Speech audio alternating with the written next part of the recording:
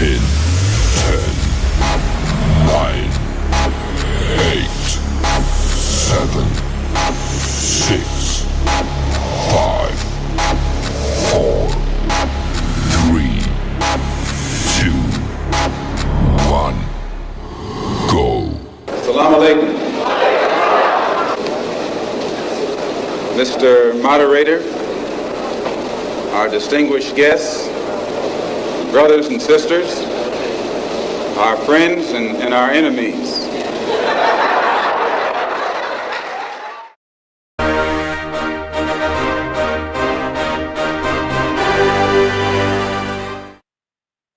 Bismillah wa salatu wa salam wa rasulullah wa ba'd, in the name of Allah. May peace and blessings of Allah be upon his last and final messenger, family, friends, foes, haters, and hateettes. Welcome back to the Feachaz. I greet you all in peace and love with no hatred in my heart. Assalamu alaikum wa rahmatullahi wa barakatuh. And before we begin, please like, please subscribe, and please share. As you know, we got a lot of haters up in here. And family, really, I'm just doing this for the people. Okay, we got no specific topic to cover here. I just want to see how many of y'all are out there trying to catch fireworks tonight on New Year's, doing the haram. Which one of y'all's doing that? How many of y'all's doing that? Huh? Who's out there trying to catch fireworks? Huh? Who's trying to catch fireworks? Emotional damage. I know y'all doing it. So for those of y'all who are being good and staying home, we just said, okay, we're gonna do just something a little bit special for y'all right tonight.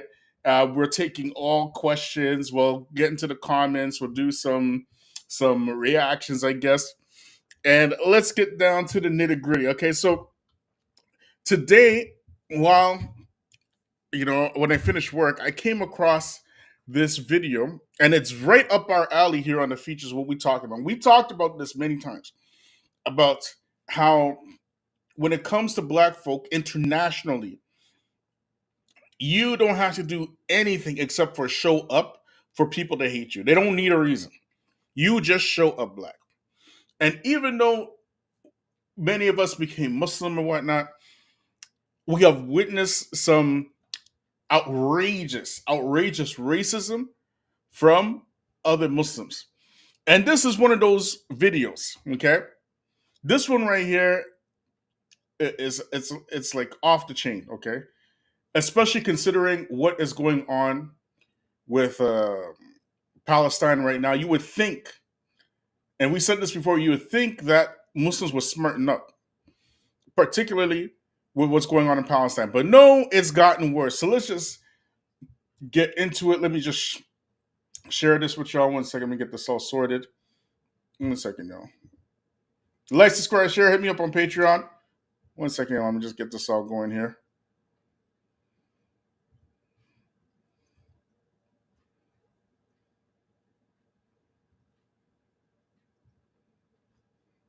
One second. What is this? This is... Okay, I got it. There we go. Answer that. There we go. All right, check this out, y'all. Now watch this, y'all. Heartbreaking video of Sudanese children that are growing up in Egypt, how they are being treated and the interactions they... Now, if you are late to the news and you don't know what's going on in Sudan right now, one of the a very brutal civil war is going on in Sudan right now, which has caused the displacement of over 7 million Sudanese. Okay. And Sudan is bordering Egypt, and they're heading into Egypt. Now watch this, y'all. These are refugees, mind you. Okay? Muslim refugees. Arabs. They're Arabs. Sudanese are Arabs. Okay? They are Arabs. Okay, now let's watch, y'all. been having with locals is just really truly heartbreaking. Watch this clip, we'll come back and discuss. مصر مش حلوة مثلا بيضربونا. هنا الناس المصريين في الشارع بيبقوا كويسين معاكي ولا لا؟ لا، بيعملوا ايه؟ العيال بتجري ورانا بيضربونا. ليه؟ من غير سبب ضربوني. بدأ ليه؟ معرفش هنا لما تروح في الشارع Now he's saying ma'arafed, right? Meaning I don't know. He doesn't know why he's being beat up or being hit. He knows, but he doesn't want to say it. Right? If you understand Arabic, you could tell that he knows, but he don't want to say it. He don't want to say it's because we're black.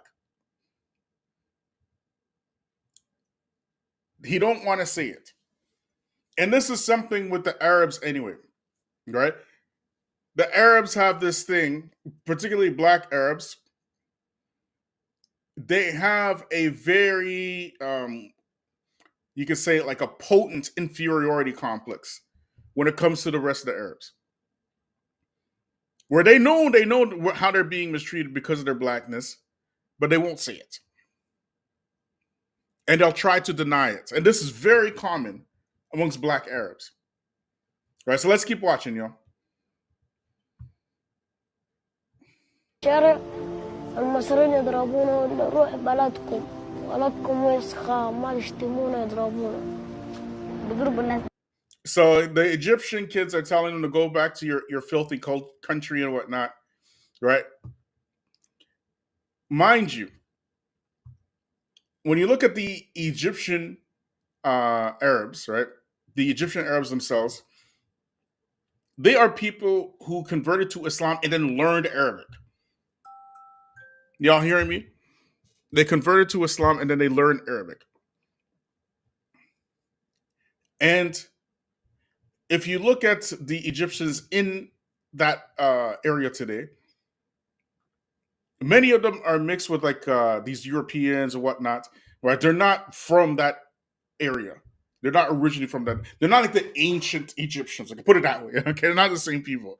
Okay, they're telling these Sudanese to go back to their country as refugees.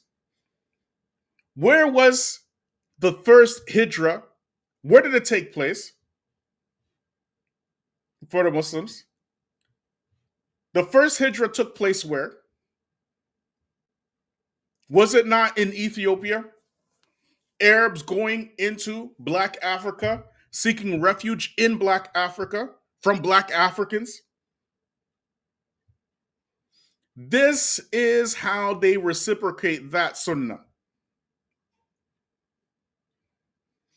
So make no mistake, when we say that these are not your brothers, that's what we mean.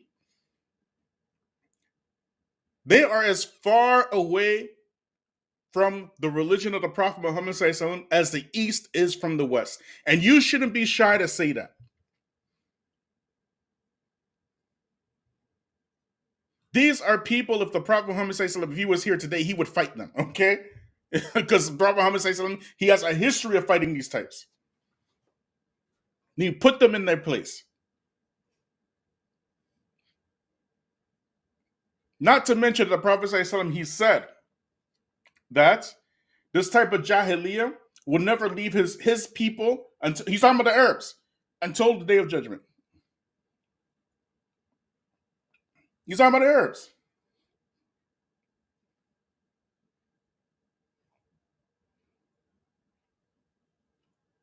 So never, ever, ever let people mistake, and this is your responsibility, especially as Black Muslims, right? Don't let people confuse what these people are doing with Islam. Because as we mentioned before, many a times, it don't make a difference where you go as a Black person. If you go to India, you're experiencing the same treatment. If you go to China, the same treatment. Excuse me. It don't make a difference where you go. It don't mean now the Arabs are issuing the same type of treatment to Black folks. And you have the white supremacists teaching the Afrocentrists how to attach this racism that Arabs have against Black people, the same racism that white folk have against Black people, same racism that Chinese and Indians have against Black people. They want you to attach that to Islam itself. And it is impossible to attach it to Islam. Impossible. Let's keep watching, yo. بس أيوة بيشتموا؟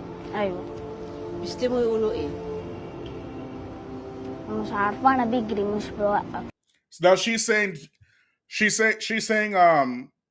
asking what are they saying to you when they insult you? She's saying ma'arif, right? She knows what they're saying. They're calling them all kind of blackety black, you know, Aswad or Abud or all Abdi, all this kind of stuff. Zenji, all the any type of Arabic slang word you think of to call a black person, that's what they call them. But she's too shy to say it because she's coming from Sudan. You get it? You got to understand the African experience is not like the Western experience. Okay, if you grew up in Black Africa and you never witnessed racism before in your entire life, you never witnessed anybody calling you some blackety black, all kind of stuff, right? You never witnessed this before. The first time you experience it, you're gonna have a type of shock. You're gonna be like, what? Like you're not gonna understand it. Like you hate me because I'm black. Like it. I want y'all, if you are black and Westerner, all right, I want y'all to just think to your first racist experience as a child, or whenever you first experienced racism, and you didn't know what it was, you didn't understand it. If you're a black Westerner, you know what I'm talking about. Every one of us has one of these moments. Okay? Every one of us has one of these moments. The first time that we experienced racism, and we didn't understand, we didn't know what it was. Maybe some of y'all, your parents, particularly your fathers, they're trying to give you a little bit hints, but they know you're not going to understand until you witness it. They're going to tell you what to do, how to act in front of police, how to act in school, but you're not catching it because you never experienced it. You get it? These people are from Sudan. They're from Sudan. They ain't experienced nobody telling no blackity black ever in Sudan. Now they're going to Egypt and they're in shock. They're in total shock because they never heard of this stuff before. So she's saying, I don't know. She knows, but she doesn't want to say. You get it? The Arabs know what I'm talking about too, by the way.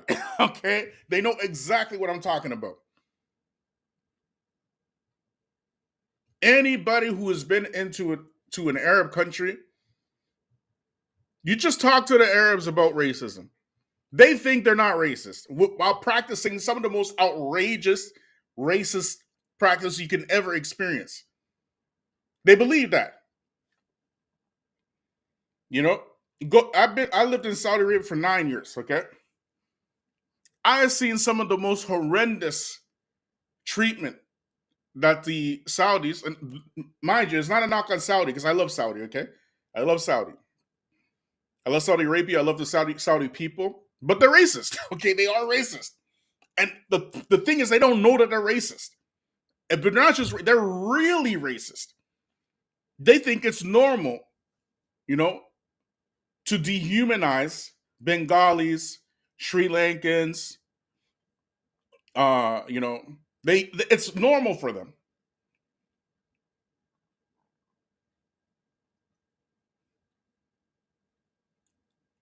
They don't see it as racism. It's something that you have to teach them. You know what you're doing is racist. You have to actually tell them that they don't recognize it. You get me? So black Arabs, if you think black folk in the West have an inferiority complex, you ain't seen nothing until you see some black Arabs, man. You ain't seen nothing. Okay? Particularly black Arabs from Africa. More so than even ironically, more so than the Khaliji countries, right? The black Khalijis are very proud people, very, very proud. Okay? They are very proud. Like black Saudis, for example. Very proud people. But the Arab Africans, because of I don't know how to describe it. They have this massive inferiority complex, man. Massive inferiority complex, right? Arab racism has to be violent and dangerous until someone doesn't like white folks. Ironically enough, Arab racism is violent and it is dangerous. Both. It rivals white supremacy. Arab racism rivals white supremacy. Arab racism rivals white supremacy. I'm going to say it one more again. Arab racism rivals white supremacy. Okay? If you look at Arab racism today, if you want to know how it was during slave times, the closest thing you can witness how it was during the times of slavery, just go to any Gulf country and see how they treat black people in the Gulf, or Bengalis, or Sri Lankans, or any darker skinned people coming from outside the country. That is Muslim Brotherhood. This stuff. These are children. They can't even go on pause for children. They can't do it. They can't even pause for children.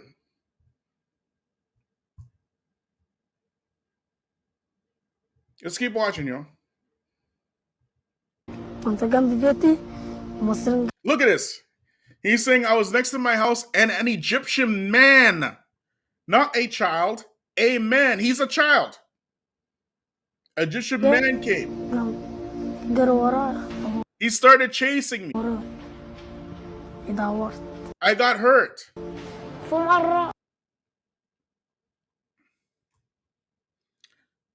So again, I want the black Westerners just to think about the first time that you actually experienced racism. I remember my first experience with racism like it was yesterday. Okay. It's like imprinted in my psyche. Okay. I remember it like it was yesterday. I did not know what was going on.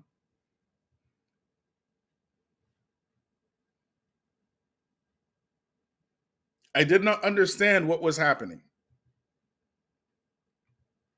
I remember growing up, right, and the amount of fights I would get in with these Italian kids, right? Because we lived in an Italian area growing up. It was mostly Italians those days, anyways. Now it's completely different. The demographic is totally different. But I digress. Okay, Italians are some racist people, bro. Okay, they are some like outrageously racist people. Outrageously racist people. Okay, so I remember every single time they come to beat me up, or they come to, because they don't fight one-on-one. They fight in groups. Okay, and that's how they do it. They can't fight you one-on-one. It's impossible. It's pretty similar to how white folks are. They fight in groups. Okay, and every single time they came to beat me up, it was a fight, a nigga and a white. Okay, all the time they always say that. Okay, I didn't know what a nigger was. Right, so I remember one time I was young, and then these two kids are fighting, two white kids now, and I started saying a fight, a nigga and a white, and everybody started laughing. Right, and I'm like, what are you guys laughing at? I didn't know what they were saying. I didn't know that I was a nigga. I didn't know that. These guys, these little children are learning. They're getting a class, a master class on being niggas in Africa. In Africa. Y'all hearing me? So when they are saying, "Oh, I don't know," they know, but they're shell shocked. They're traumatized.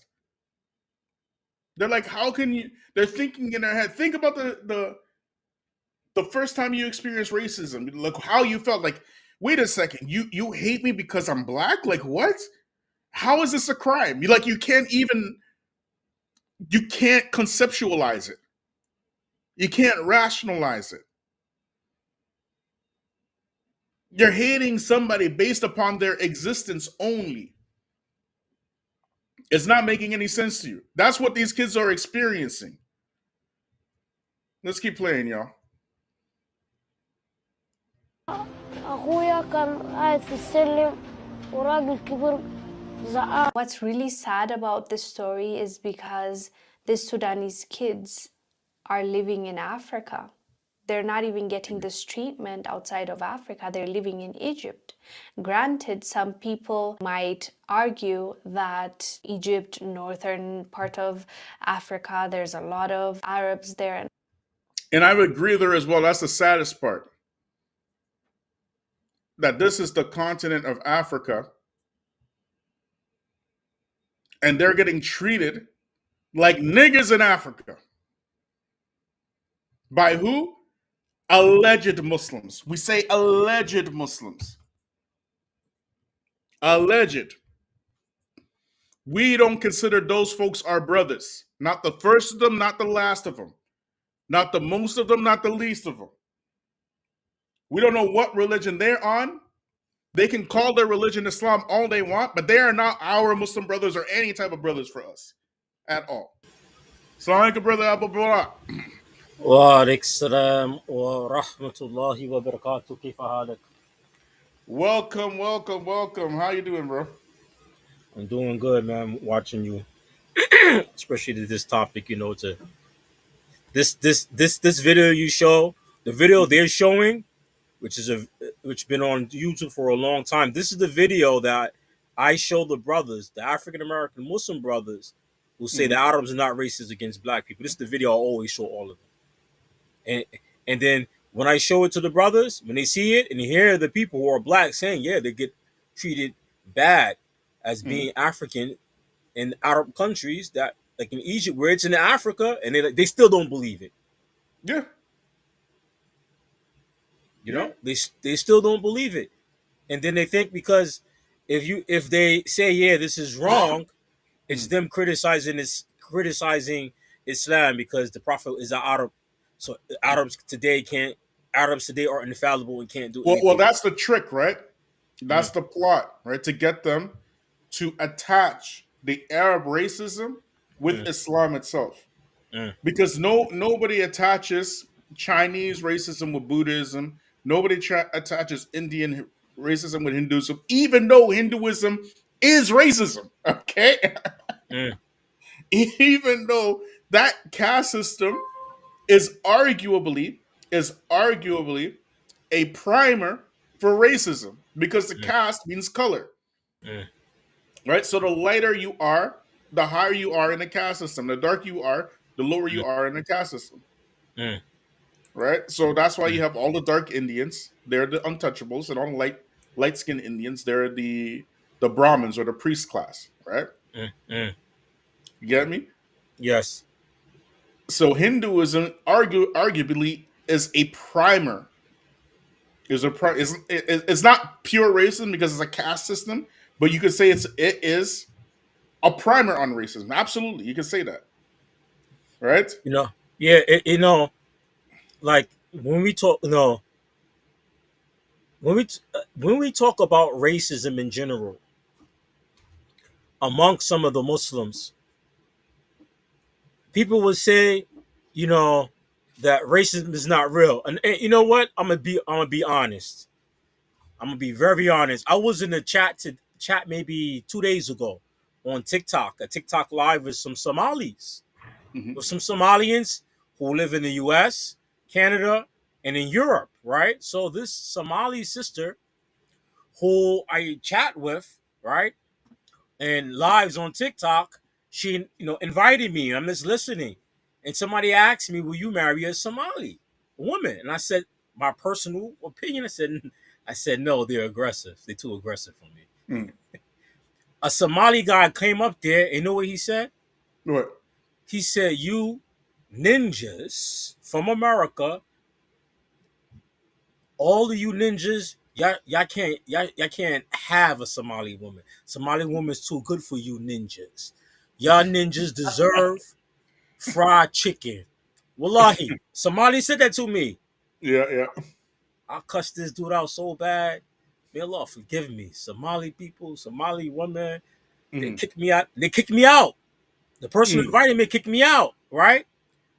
And then the next day I seen her somewhere else on a live, and they was upset with me, but this is how I got them. I said when that guy was calling me and all black people in America, especially black men, Mm, a ninja. And you know what the mm. ninja is for. Yeah, of course, yeah. And we don't deserve Somali women because we ninjas, all we deserve is some fried chicken. I said, why you didn't block him? Mm, Why you allow him to continue to say this to me? mm, And I said, the people that was in the group that know me said that once y'all blocked me, y'all allow him to continue to talk like that. mm. And none of the Somalis challenged him Yeah. what he was saying. So the reality is, man, with our people, Black Americans, right? Mm, Or the African diaspora, the better way to say it, right? The mm, reality is we have no friends out there except for ourselves, mm, you know? And even though that goes on Sudan, right? I mean, that goes on in Egypt, the video you're showing the Sudanese in Egypt, right? When I used to live in Egypt, right?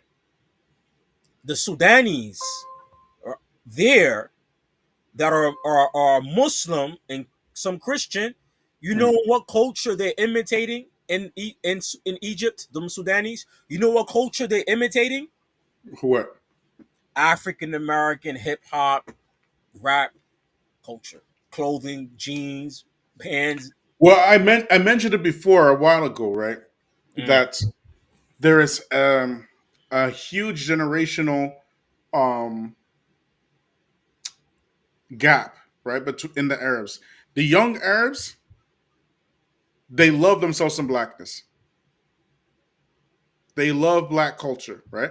The old Arabs, they love themselves some zaddy. Okay, that's right. they love themselves some that. Even when I was in Saudi, right? The younger Arabs, my students and everything, they loved hip hop culture. They loved it. Mm, They love hip hop culture. You get mm, me? mm, Right? So now, but again, like we know we like for example, Egyptians are well known to be very racist, right? They're very that's like their that's one of their characteristics to be like mm, really racist.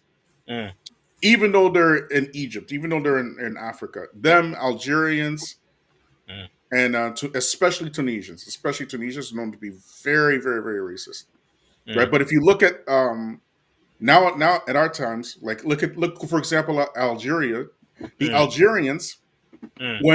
when the president, what's his name? I can't remember his name. The president of Algeria, when he made that law to kick out the black Africans out of Algeria, who came to the defense?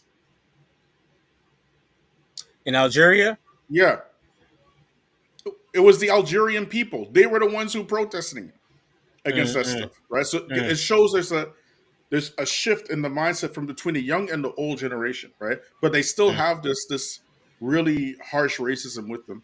Look at Libya, very racist, and I don't understand that because Muammar Gaddafi was a Pan Africanist as an Arab. He mm. was a Pan African, and he used to give those Arabs that work when he was alive. Well, he used to tell Yeah, them about the that's works, fine. and So, everything he said ended up mm, happening. It ended up coming true, right? mm, mm, Right? mm. You know, And so think about it, he's the only Arab leader who got up mm, and apologized to African people what the Arabs have done to them in the Arab slave trade yes, of Africans. He's the only Arab leader who got in the public and apologized for what Arab people done historically mm, to Africa.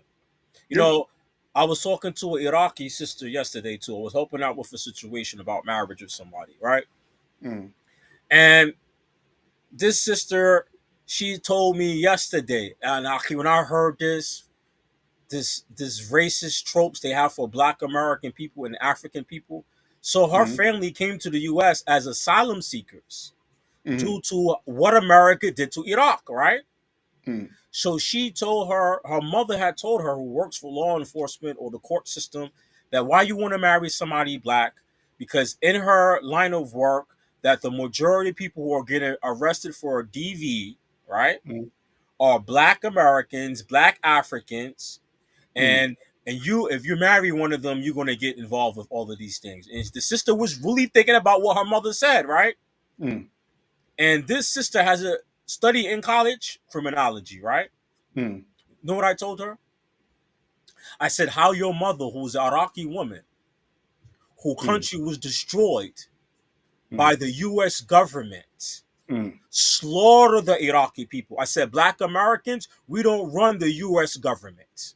We don't run the military. We don't run the U.S. government. But how she's going to take the white people who taught her, who's telling her this BS about Black people, and taking it and hating Black people with this information, when the statistics show that the majority of people being arrested in the United States are white people. Then I said Iraq was destroyed by the U.S. government. How are you taking this information from the same people who destroyed your government? Destroy Iraqi women and children. Use chemical warfare. And she was upset with me. Then I said to her, listen, I was working once in retail. I seen a young Black man in a walker one day. And I said, yo, why are you in this walker? You a young guy. He said, God blessed him to be in a walker. I was like, what? He said he was a U.S. Army demolition in Iraq at the time, right? When they invaded Iraq, he said he worked in demolition. And he said they was blowing up houses with women and children in it, the U.S. government. And he said it was eating up his conscience. And he said he couldn't tell them no because he would get court-martialed. And he said, God blessed him. I said, how? He said one day they blew up a building and he had to go inside and the ceiling fell on his back and he got an honorable discharge. He got a medical discharge. So while he was in the walker, he said, God blessed him. He said he couldn't take it. I told her this story. I said, this is a Black person telling me he thanked God to get him out of there because the white people were murdering Iraqi people.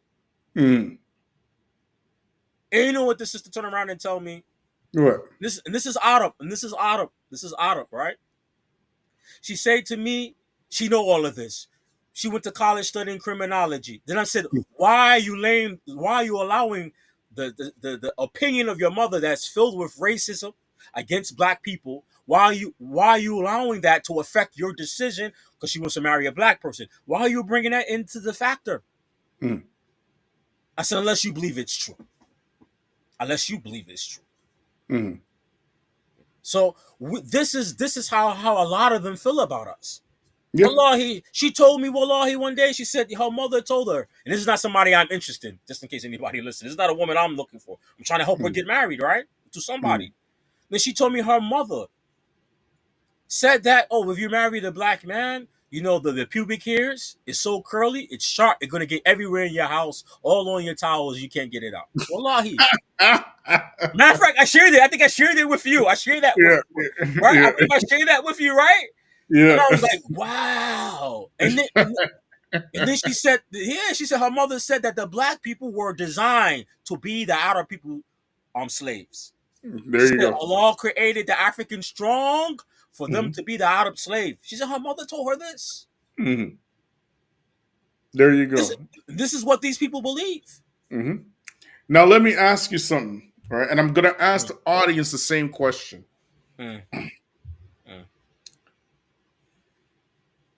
You have an enemy that comes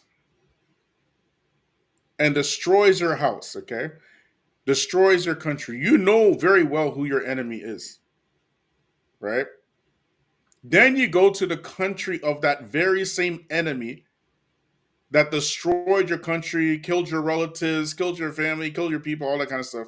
You go to their country, and the very same enemy that destroyed your country have a people in their country who they also destroyed, and they tell you the people that they destroyed in their country are no good, and you believe them. You believe them. Do you deserve sympathy? Yes or no? Somebody put it in the chat, please. I say no. I say no. I say the second you start taking marching orders from your open enemy after they destroy your country, you see what they did. You witness what they did. Women, men, women, children, it don't make a difference. In Iraq, they used depleted uranium bullets to ensure generations of Iraqis would have cancer, would die early, would have deformities, to ensure this. Okay? Depleting uranium, it don't go nowhere. That's radioactive stuff. They use this in Iraq, okay? And you come all the way to the country of the enemy, your open enemy, knowing that this is your enemy, by the way. You know it's your enemy. You can't not know, okay? To point your finger of the people that your enemy kidnapped and murdered and did even worse to them than you, and you expect sympathy. I don't care what religion you are. Those type of people, if you think like this, you deserve every single lick of punishment Allah gives you. You deserve every last bit of it. Go ahead, Abu Bara. You know, and I told her, I was really upset. You know, Akhi, I was really upset, right? And I wasn't upset with the sister, but what she said, I was really upset. So I said to her, what happened when Trump was president? What did the first thing that he do when he became president? Is the Muslim ban. So I said to her, your mother holding all of this, but I said, Trump's going to get reelected. And we know he's going to come with the same rhetoric when he comes back to office if he's elected. He'll come with the same rhetoric. So what happened now, if Trump becomes in office and he's on anti-immigrant rhetoric, anti-immigrant rhetoric, what you're going to do when they start targeting Muslims? What your mother's going to do when they start targeting Muslims? Abu Bara, we talked about this a lot, right? My wife and I. All right? And that very same thing you're talking about. The immigrant Muslims, they're doing some madness, bro. I'm sorry to say. They're doing some absolute madness. Because they really don't want to listen to black folk. Okay. Don't listen to us because we'll be fine. We'll be good. We'll be good. When they talking about Muslim land and all this kind of stuff, they ain't talking about us. We are, natives to the West. They're talking about y'all, okay? They don't mean us. We know these folks very well. We understand who they are. We know our enemy. You trying to get in good with your enemy, and you don't know them, right? So anyways, my point is the protests for Palestine, okay? It led to these immigrants in the U.S. telling Joe Biden, no ceasefire, no vote. And in Canada, telling Justin Trudeau, no ceasefire, no vote. And my wife were talking about this a lot, and we're like, y'all are crazy. Y'all are crazy. If you don't know how to play politics, number one, it's very obvious for you because the way you're talking. You get me? Furthermore, you don't know these people that they do these type of things in order to drive you into a certain situation so that you can shoot your own self in the foot, which is what you are doing right now because you don't understand democracy. You don't get it, right? And exactly what you're saying, right? These policies will come in next year or within a couple, when they have the election. We said, I'm sticking to it. I said on this channel anyways, that Donald Trump will be, or somebody like him, will be the next president of the United States. If it's not Donald Trump, Trump will be some, other, far right tool that they're going to put. They're not putting Biden back in power. No way. Okay. And the whole goal of it because the system right now is trending towards anti-immigration because white folks are becoming they're not going to be the majority anymore, and they are losing their crap. All Western countries were built on the premise of white supremacy. All of them, right?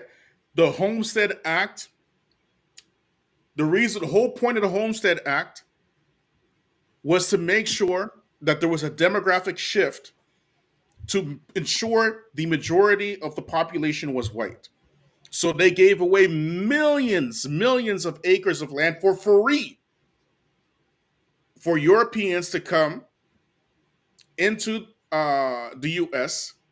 And they did the same thing in Canada, mind you. Okay. They did the same thing. They gave millions of acres for free for white people to come to Canada. For free, they gave them this land. Okay. While black people who were promised 40 acres and a mule did not get squat, did not get not even a blade of grass.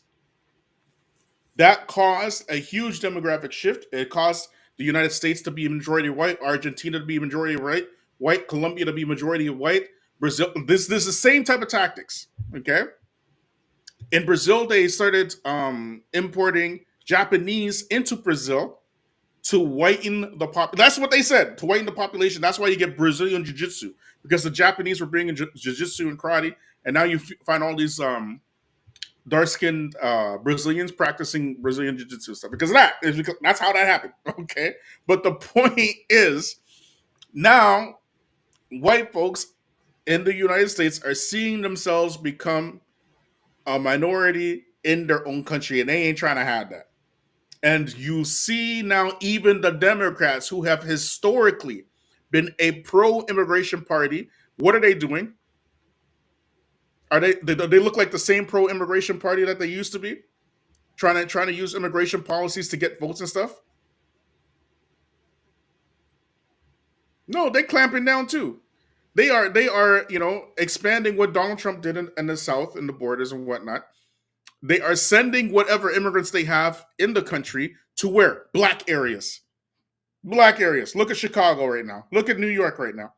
Getting flooded with Hispanic immigrants. You get me? All of this is a big game.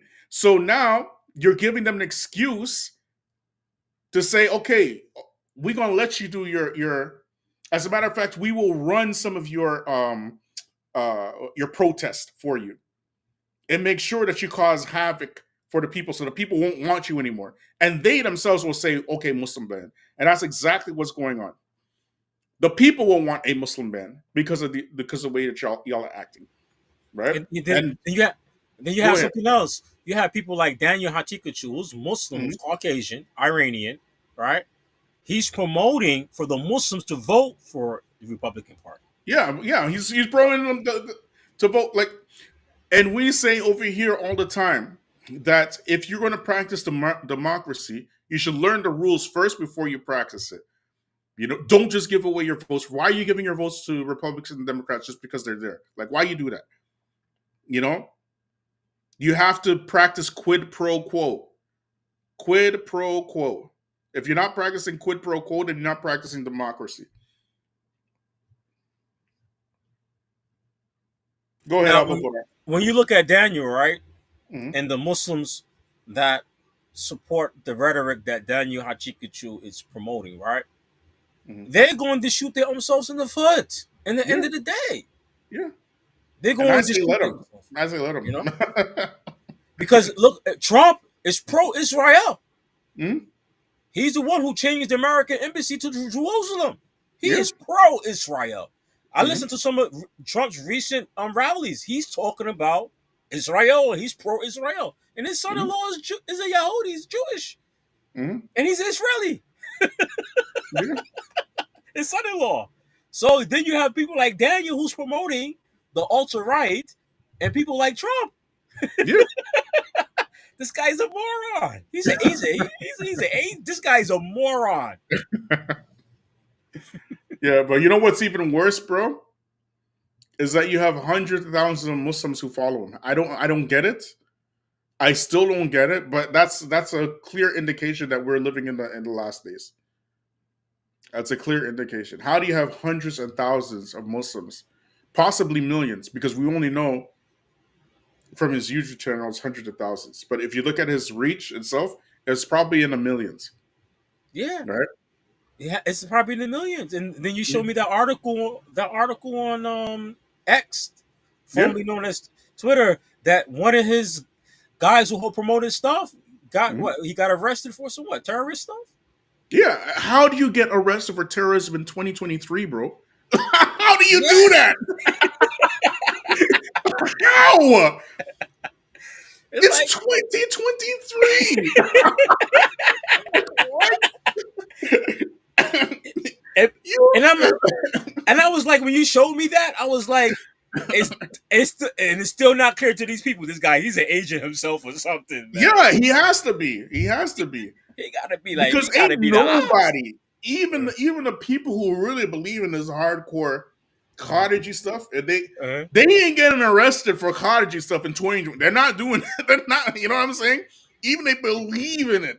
You know, you Uh, have to be like on some next level idiocy, or uh, you know, you just you a spook, man. You a spook.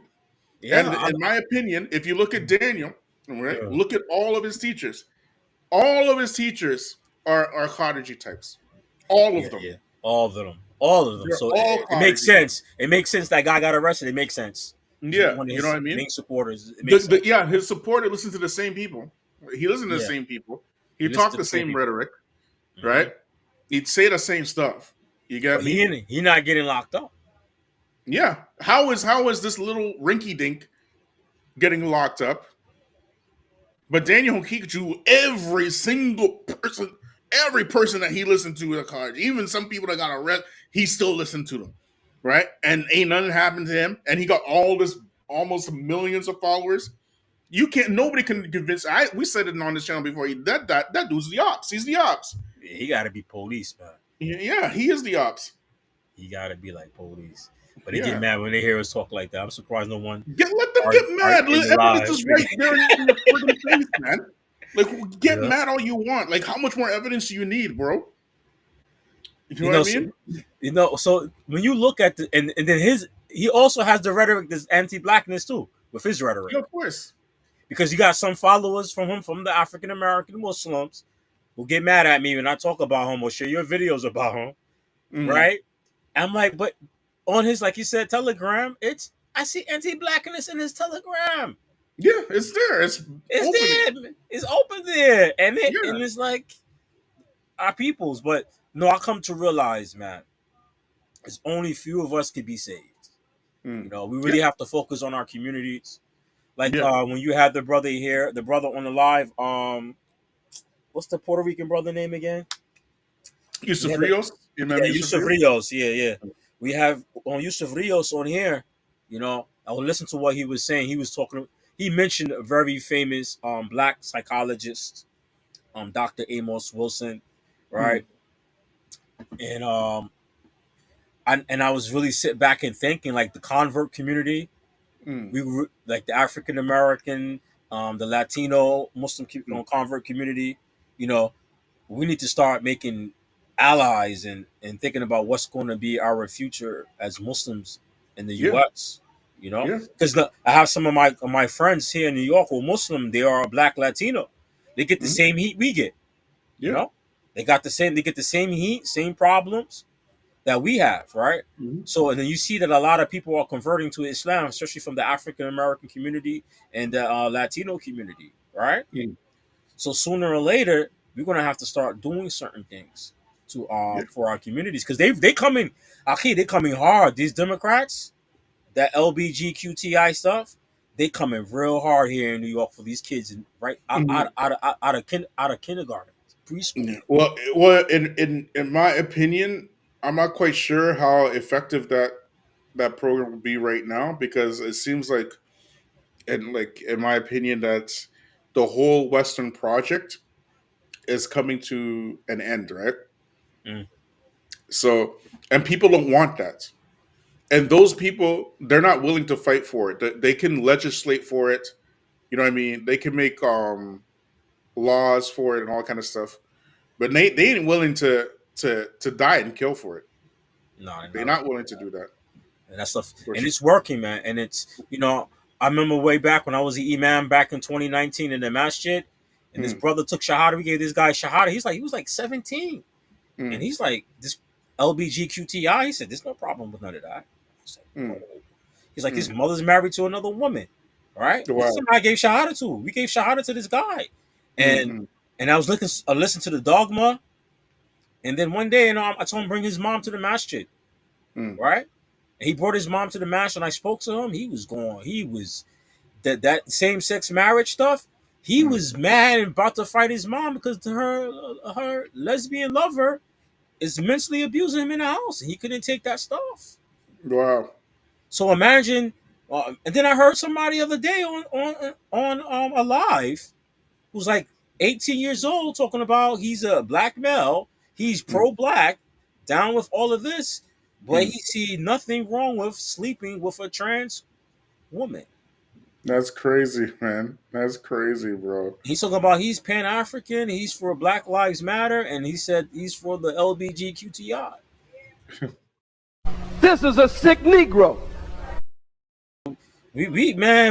Man. I'm like, yo, I'll be praying so Lord, please make me rich so I get all my kids out of public school. Mm. Huh? But what? And you have Well, you know Muslims. what? You know what, bro? In my opinion, eventually, uh, uh, money is not going to save you. The only thing that will save you is Allah Himself, That's right. right? Because the financial system is in full fledged collapse. I believe right now it's actually it's the end of the financial system, the monetary fiat system. The proof of it is the fact that the BRICS nations have already started their own currency.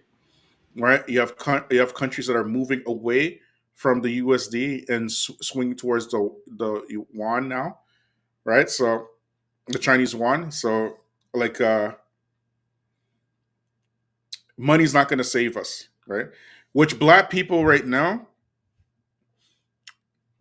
are running out of excuses to not unite.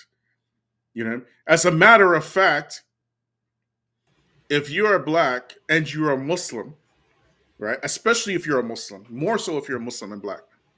If you are not united, that is blameworthy in our time. It's not like before. Mm. But it's not like before because you can no longer blame the enemy because you know what the enemy is going. You've seen this entire playbook. You've seen all these years what the enemy's been doing. You've witnessed, assassination, infiltration, setup, all this kind of stuff. You witnessed, being locked out intentionally of the economy, being incarcerated. If you are black and you're a Muslim, you have way less excuse to not be united than the wider black community, and you yourself are responsible for what's going on in the wider black community because you actually have leverage in what Allah has revealed in the Quran and the Sunnah. So you actually have solutions for your problem, like real solutions, practical solutions. You get me? And it's a matter of implementing these solutions. That's all it comes down to. Yeah, So but a lot of our peoples is lazy out there. well, And laziness is blameworthy. That's what I said. yeah, it's blameworthy. All these traits it's blameworthy now. It's becoming the room for excuse is less and less and less, right? Because you already seen it. You witnessed what laziness has done to our community. You witness what lack of discipline has done to our community. You witness what every single sin or Mm, major sin mm, the black community itself has been inflicted with for decades, and we see the fruits of it. You get me? So laziness now is no longer an excuse, right? Uh, Lack of self confidence is no longer an excuse. You're getting the room for error is less and less and less because you already know what's coming and what's going to happen. So we have to be like how Allah described Adam when he said he's going to put a Khalifa on the earth, right? We have to be the Khilafah of our communities, right? Vicegerents. Exactly. We have that's our responsibility. Mm. You get me? So the way Yeah, that we we have that carry responsibility. ourselves, the way that we speak, the way that we have our interactions, all of this matters. All of it matters. You And get me? and this is another thing for the African American community, right? You Mm, know, I was looking at today a documentary in Canada. mm, White folks and indigenous is talking about how white supremacy is destroying the world, right? mm. So we have so many people who even white themselves or non-blacks who just talking about how white supremacy is messing up the world, right? Yep. And these are educated people talking from a academic point Point of or view. Yep. academic way, and our people still don't get it. Our people still like, it's like, nah, man, nah. It's like, nah, man. Long as I just get high, smoke some weed, Mm. I get some woman Yeah, between some legs, some liquor, and this. And here in New York, they legalize marijuana. This store sell marijuana right now, bro. making I'll do money. you one better. I'll do you Mm. one better. Right? You legalize marijuana in New York, right? In Canada, British Columbia, Canada. Okay, Which I lived which you have lived, in and Commercial you are Drive. talking about marijuana. I lived on Commercial Drive where all the junkies at. Yep. In Matter of British fact, Columbia, Canada, they legalized cocaine. cocaine. Wow. Yes, Word, cocaine. they legalized cocaine. I remember people used to shoot heroin in the street back then. We said Mm. cocaine. Wow. Cocaine. They legalized. I'll say it one more again. They legalized cocaine. Bombastic side eye, criminal offensive side eye. Do you understand? Wow, deep, man, deep. Yep. BC. DC, yeah, BC is open BC. up. The day that they legalized it, one of these companies, the company that is a vendor for the cocaine, right? Their stock jumped up 500% in one day. In Wow. one day. If you bought the stock the day before, you were a millionaire the next day. Yes, Easy. so deep. In British, but I'm not surprised because I lived in BC, right there in Commercial Drive where all the junkies at. And Mm, matter of fact, New York for the opioids, they have mm, spots where the people get high. Here in New York, they took how to do it from Vancouver, BC. mm. They took it, the example how to do it, so people don't overdose and die. So that have a place they can all get high. So I know BC, man, Vancouver. Wow, Mm. and it's messed up. Even the streets, Commercial Drive, in some areas today in Vancouver, still messed up. Wow, Junkies that's everywhere. crazy. Junkies That is crazy, everywhere. man. So, Black Mind. Black Assalamu Mind is alaikum. here. How do I sound so far? Walaikum salam wa rahmatullahi wa barakatuh. Man, I was rushing to bring you in when I saw you in the back there, bro. How you doing, man? Well, a lot better now after seeing and hearing you and Abul Bara. Do I sound clear enough to you, gentlemen? Oh yeah, Yes, mashallah, mashallah, very clear. mashallah. The legendary, All right. the legend himself, Black Mind, has blessed us and graced us with his presence. Hayakumullah, Sheikh. How are you doing, man?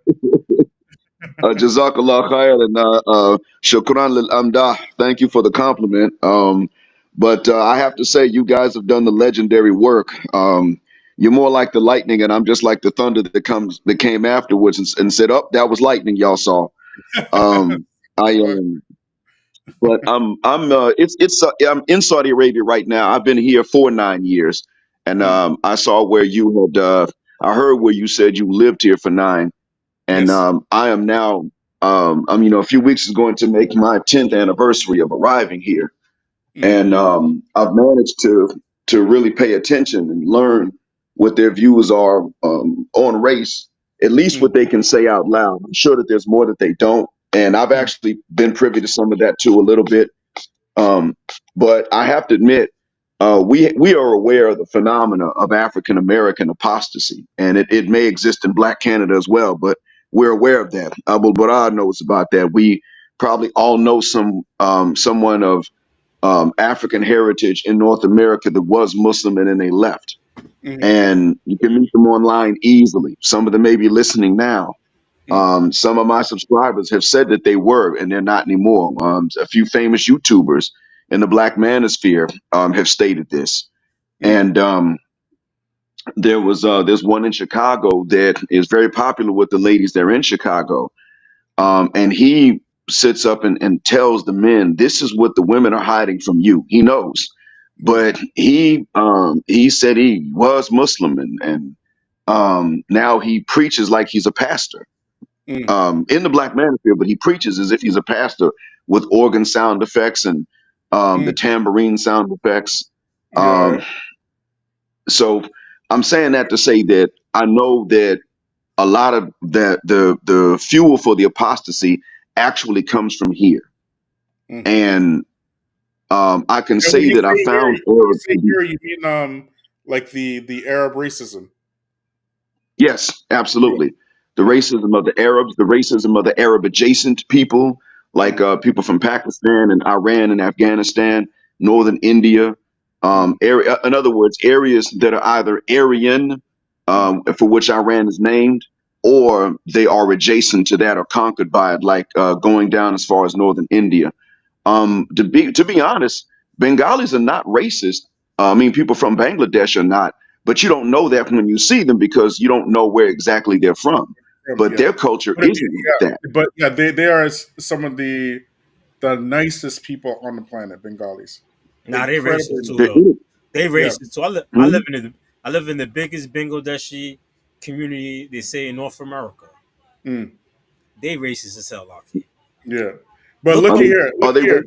I just want to go. I want to like piggyback on what the brother Black Mind was saying is that black converts, right, when they leave Islam, it's not like any other converts.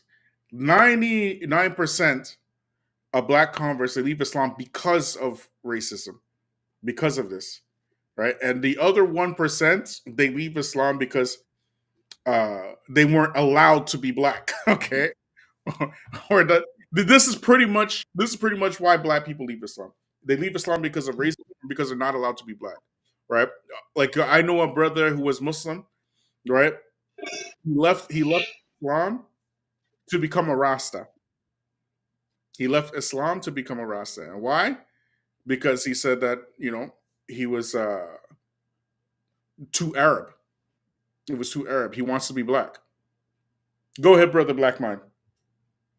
Well, that does exist. I mean, I've seen that to a certain extent too. Where when I've been here, especially when I lived in the Bedouin areas, they Mm, were nice and they were hospitable, but mm, they would casually refer to us as slaves. mm, Now, to their credit, they did take correction for that better than a white, I mean, a non-Arab, a real white supremacist ever mm, would in North America. In North America, if they call us a foul name, they're not going to take correction for it. You can't tell them that was wrong. You can't remind them of the gospel or anything like that. You could mm, remind them of that here, but it takes a little bit of effort, usually about 5 minutes per person. mm, However, their racism is more casual. They don't know that it's racism because it's not violent, it's not dangerous, because it's not North American and Western European racism. mm, They don't really, and your average one is not going to be violent towards somebody black. They just casually call us slaves. And to mm, prove the case, in the class that I was just teaching, the class I just finished from this semester, one of mm, my students, he's one of the worst English speakers in the class, by the way. mm, He also made a lot of improvement to his credit, but mm, somebody brought up race because another student was using nothing but hood English and saying he learned his English from the hood, and he said the hood movies are the best movies. That's the mm. student called Hood Hassan. So Hood Hassan started to ask some questions like, why is it that I'm teaching a different kind of English? And I told him, well, because I'm teaching you formally.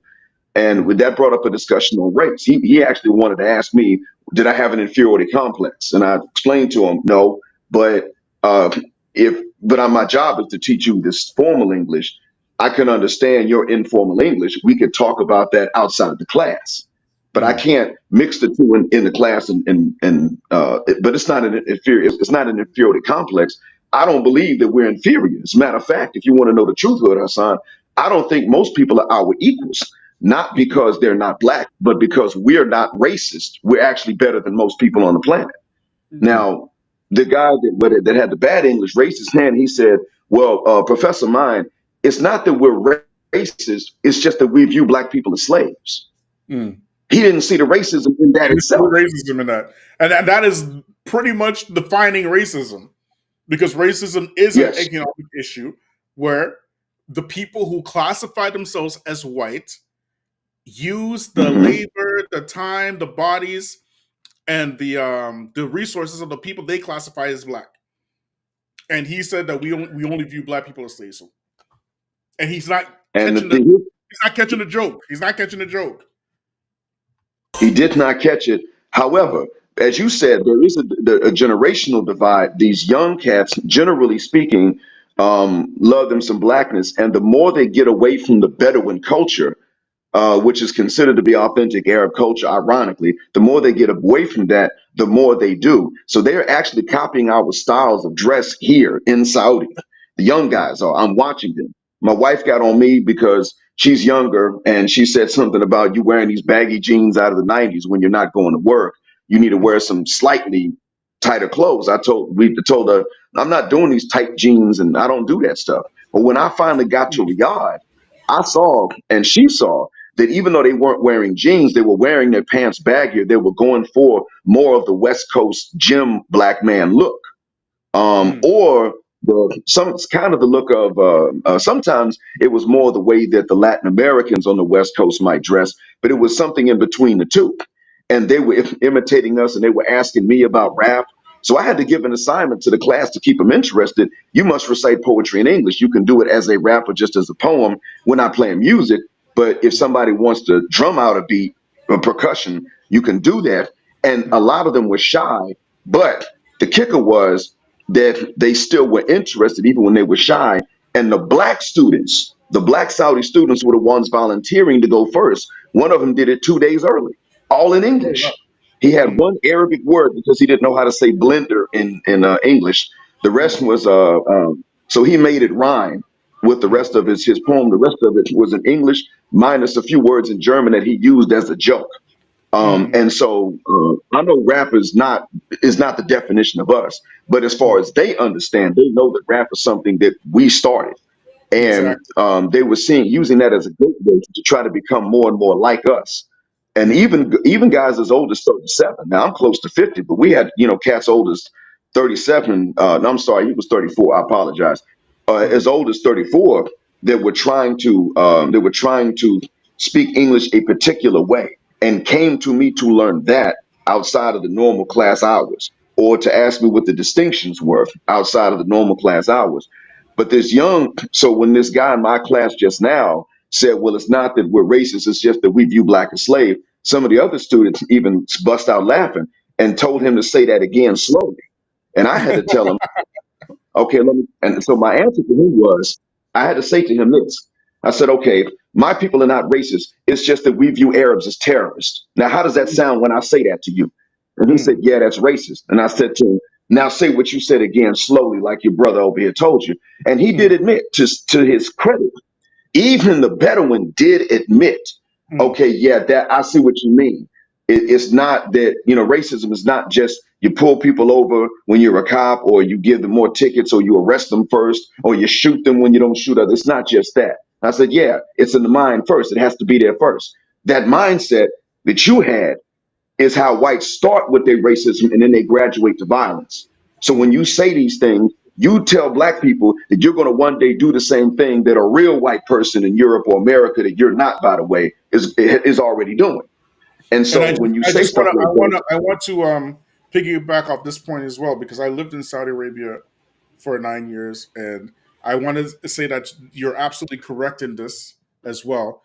Like the students are generally, like, they can be taught, like the people themselves, they can be taught. The issue that happens in Saudi Arabia is that nobody's teaching them. You get me? Not on the Hmm. minbar, or not in school. You know, all these things are being carried down generation for generation, and nobody's correcting it.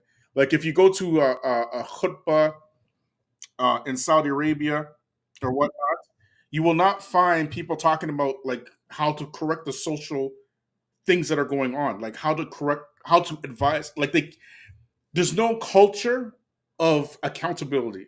You get me? It's just carrying Nope. on the culture from generation to generation, right? But when you tell them, when they meet other people, and then you break it down in that way, then they can be told. You get me? Right? So we have Yep. King Kale, a guest of ours. King Kale, how are you doing, brother? Doing alright. Salamat alaikum. I have to Alaikum salam. I have to disagree with the brother in all due respect to him. And you, brother Feachaz, with all due. Remember the Prophet Muhammad Mhm, bin Abdullah alayhi wasallam. His sermon alone tells you not to practice the racism. The sermon alone, mhm, you know, and they do know what they're doing. Mm. They do know what they're doing. They sure do. Remember, yeah, because I mean, brother Feachaz, we had a conversation just before, and you explained it very well in regards to the curse of Ham. You see, and when mhm, you know about the destruction of the black civilization by Chancellor William, it breaks down that the Mamluks, who were the Turks of the white, when they rebelled with the help of Africans, that is when the Arabs said to themselves, we can't mess with these whites, but we can do amongst ourselves because the Arabs were black, etc., and that, right? So this thing of they are you're just slaves, etc., and that, right? There are black Arabs. You see what I'm saying? In that, I know very well. So we cannot excuse and say, oh, it's a Bedouin culture. That's not the culture of the Bedouin. This is something where the Turks and the Persians brought into Northeast Africa, which is the Middle East. What's your opinion Okay, on that, Philip? Go ahead, Abu Bara. You go first, and so then I'll let so Brother Black Mind jump in, and I'll jump in that afterwards. Go ahead. all right, so Kindell or Kinel? King Kale. King Kale, King right? Kel. Kinel. So Right. Kinkel, I've been married to an Arab for 11 years. I got three Okay. kids, Right. and or was married, and it was black Arab. The Okay. black Arab Hmm. have the same Arab have all of them have the black Arab racism is worse. What's going on in Sudan right now? Mm. Okay, but remember. Darfur. Remember Darfur? What that was about? So the black Arab look at the Africans the same way as Mhm, the white Arab look at the African. mm, A black Arab told me before. A black Arab overseas told me before my face was a guest in my house. He said I would have mhm, never married my daughter to a black man. And he's a black Arab, same features like me, same nose, same mouth. And to this day, this was like 10 years ago, to this day, every day he keep on sending me requests on friend requests on Facebook. mhm. And so the Okay, black Arabs the same. Same racism. He had the same racism hatred for black people too. brother Black Mind, just hop in there. Go ahead. Sure. What I found amongst them is that there are those who do. They know that they're racist. Um, but most of them don't seem to know. Now, as far as it being the Bedouin culture, well, if we're talking about the Bedouins of the past, I really don't know. But the modern day Bedouin, yes, absolutely. Ignorance is their culture. They're anti-intellectual. They're not mean. They're not harsh. They don't start off hostile. I'm not saying that. But when it comes to education and intellect, they're against that. And they just recently, within the time that I've been here, they've recently had to change that a bit because of the government. The government is really clamping down on cheating and people not just that whole intellectual anti-intellectual culture. Now, it's still a process, but what I'm saying is that when I got here and I was in a Bedouin town, they were against education. They were for cheating. Parents would beat their sons for not cheating on a test with their friends. It was like that. Mm, And when it came down to now, here's where they know that here's what they're aware of. They say, well, we just don't believe in marrying black people. And Mm. I understand that if you don't want to marry someone yourself, it's your preference. But if you tell your kids not to marry someone because of their origin, then that's the beginning of the definition of racism, where you turn your preference into something your kids can't have. Now, as far as them being racist, none of us in here are saying that they're not. But they really did seem to me to be unaware of their racism in the Bedouin areas. However, when you get into the cities where you've got the Bedouin and the city dwellers alike, the awareness of the racism tends to come out because now their cultures are clashing because they're not all the same. The city dweller is not like the Bedouin. Um, and so they realize these things because the city dwellers don't care about tribe. And the Bedouins care all about tribe. They're actually more discriminatory regarding tribe than they are regarding race. And that tells you how bad it can get. But uh, we're more aware of what racism is because we've had that education. We've dealt with this longer. And we simply haven't let it slide. When I say we, I mean both Muslims that are black and then Western Muslims in general. But the Bedouin, at least what they showed me was that they really weren't truly aware. However, I put them to the test to see if they were trying to cover it up or if they really were just that dumb. And what they, because of the way that they took correction, it seemed like they really didn't know at first. Now, I will say this, and this is what I've seen from what you said. I have seen that after you give them correction and they slip back into it later on, um, at that point, when they become aware of it, they have to make a choice. And what bothers many black Muslims who have dealt with them is that when they have to make a choice, they've been aware, they've been corrected. At some point, they go back into it because it's comfortable. And then they even start trying to justify their racism by saying things like what that Iraqi mother said to her daughter. Well, God made the blacks to be slaves to the Arabs because, and that's why he made them strong. See, now she's dragging Allah into her racism and using Allah to justify exactly what he told Muhammad sallallahu alaihi wasallam to preach against in his last sermon. So they're lying on Allah, they're blaspheming against the law, they're blaming him for their white supremacist views. That's blasphemy. And that's a different religion. And that's when I start calling them apostate, kafir, hypocrite, Hindus. And that's why I start saying it's time to go hard in the paint on them and tell them they're not our brothers, they're not Muslim. And we need to tell black folks that have apostatized, these folks here are some disbelieving hypocrite Kafirs. They're not, they might have been Muslim at one point, but when they became aware how wrong it was, then they try to justify it and even drug Allah into the justification. They changed their religion. If we can't sit up and say that the white man is the devil, forget saying that the black man is God. I'm not even going to bring that in. If we can't say that the white man is the devil and they say that changes the religion, you're not Muslim once you say it, fine. Okay. Because they're not made to be the devil. They have to choose that. I mean, the jinn has to choose to be a devil. Okay, fine. You can't sit up and say that there's some justification for your racism. And if you say that you don't want your family members marrying black, even though you used to be black, okay, we have the right to say, don't come asking if you can marry our daughters. We're going to tell our daughters they're not allowed to marry any of your men.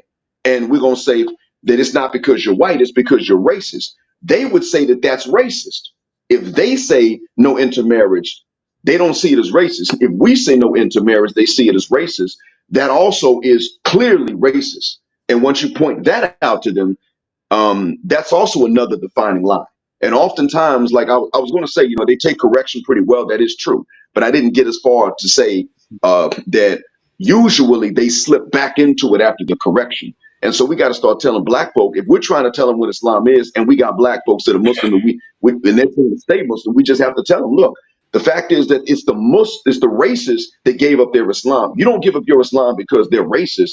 They gave up their Islam by being racist. Just tell them that. No, but it's not a. We can't say that they outside the folds of Islam. We could definitely say they're very jahil and ignorant. That's because that falls in the category of being jahil, being ignorant, right? But related to the They usually start off that way. That's true. establishing, because in my experience dealing with Arabs who are like this and have these opinions, it's best to establish upon them some evidence from Quran and Sunnah, and then after that, if they reject it, and this is what I tell them. I don't say it to them like jokingly, but I said either you're going to yukmin bi Islam or yukmin bi kufr. Either you're going to believe in Islam or you're going to believe in kufr. Either you're a Muslim or a Munafiq, right? But I won't say that they're Hmm. outside the folds of Islam, but they have a naqis fi iman. They have very weak faith. This Yeah, is and I just wanted to, Definitely, they are fasiqeen though, brother. Definitely, we yeah, can they're use that definitely word, fasik because and definitely we can use that. yes, we can say they're fasik, which could lead, for example, if a man wanted to marry a Muslim sister and the father said no because he's black, under the Islamic Sharia, the Islamic Qadi judge can marry her to that man, right? So he would consider to be a fasik for sure. He's naqis fi iman, right? Like things like this. But we got to be Yeah. very careful of putting people outside the folds of Islam. This is very important. and I just want to push back again for brother King Kale, right? Mm, And that is that. Believe me when I tell you that these guys, they don't know. They really don't know. They're mm, completely and utterly clueless. When I tell you, I taught in Saudi Arabia for 9 years. Not once in 9 years, I went to Jummah every Friday in Saudi Arabia.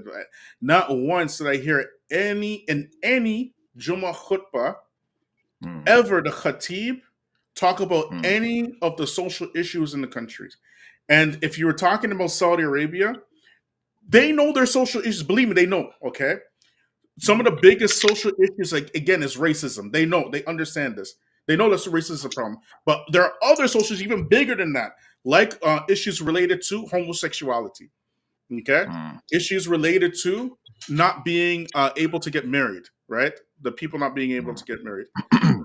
Issues related to this wasita system that they have there. They know. I love Saudi Arabia. Okay, I lived there for 9 years. I love that country, but they do not have any effort to deal with their social issues. So when you are talking about the big things that they themselves affect them, like the lack of marriage and homosexuality and things like that, that they don't even want to talk about, right? Racism now takes a third. It goes on the back burner because nobody's going to tell them that you know that Iblis is the first racist. If you say this to an Arab, they will be stunned. They'll be absolutely shocked because they never heard this in their entire life. And they will ask you, what do you mean that Iblis was the first race? Because they never heard this. We Brother, hear it's it in the trickery, West. brother. It's trickery, brother. All due respect, it's trickery. You see, you live in Canada, Mm, America, etc., and that, right?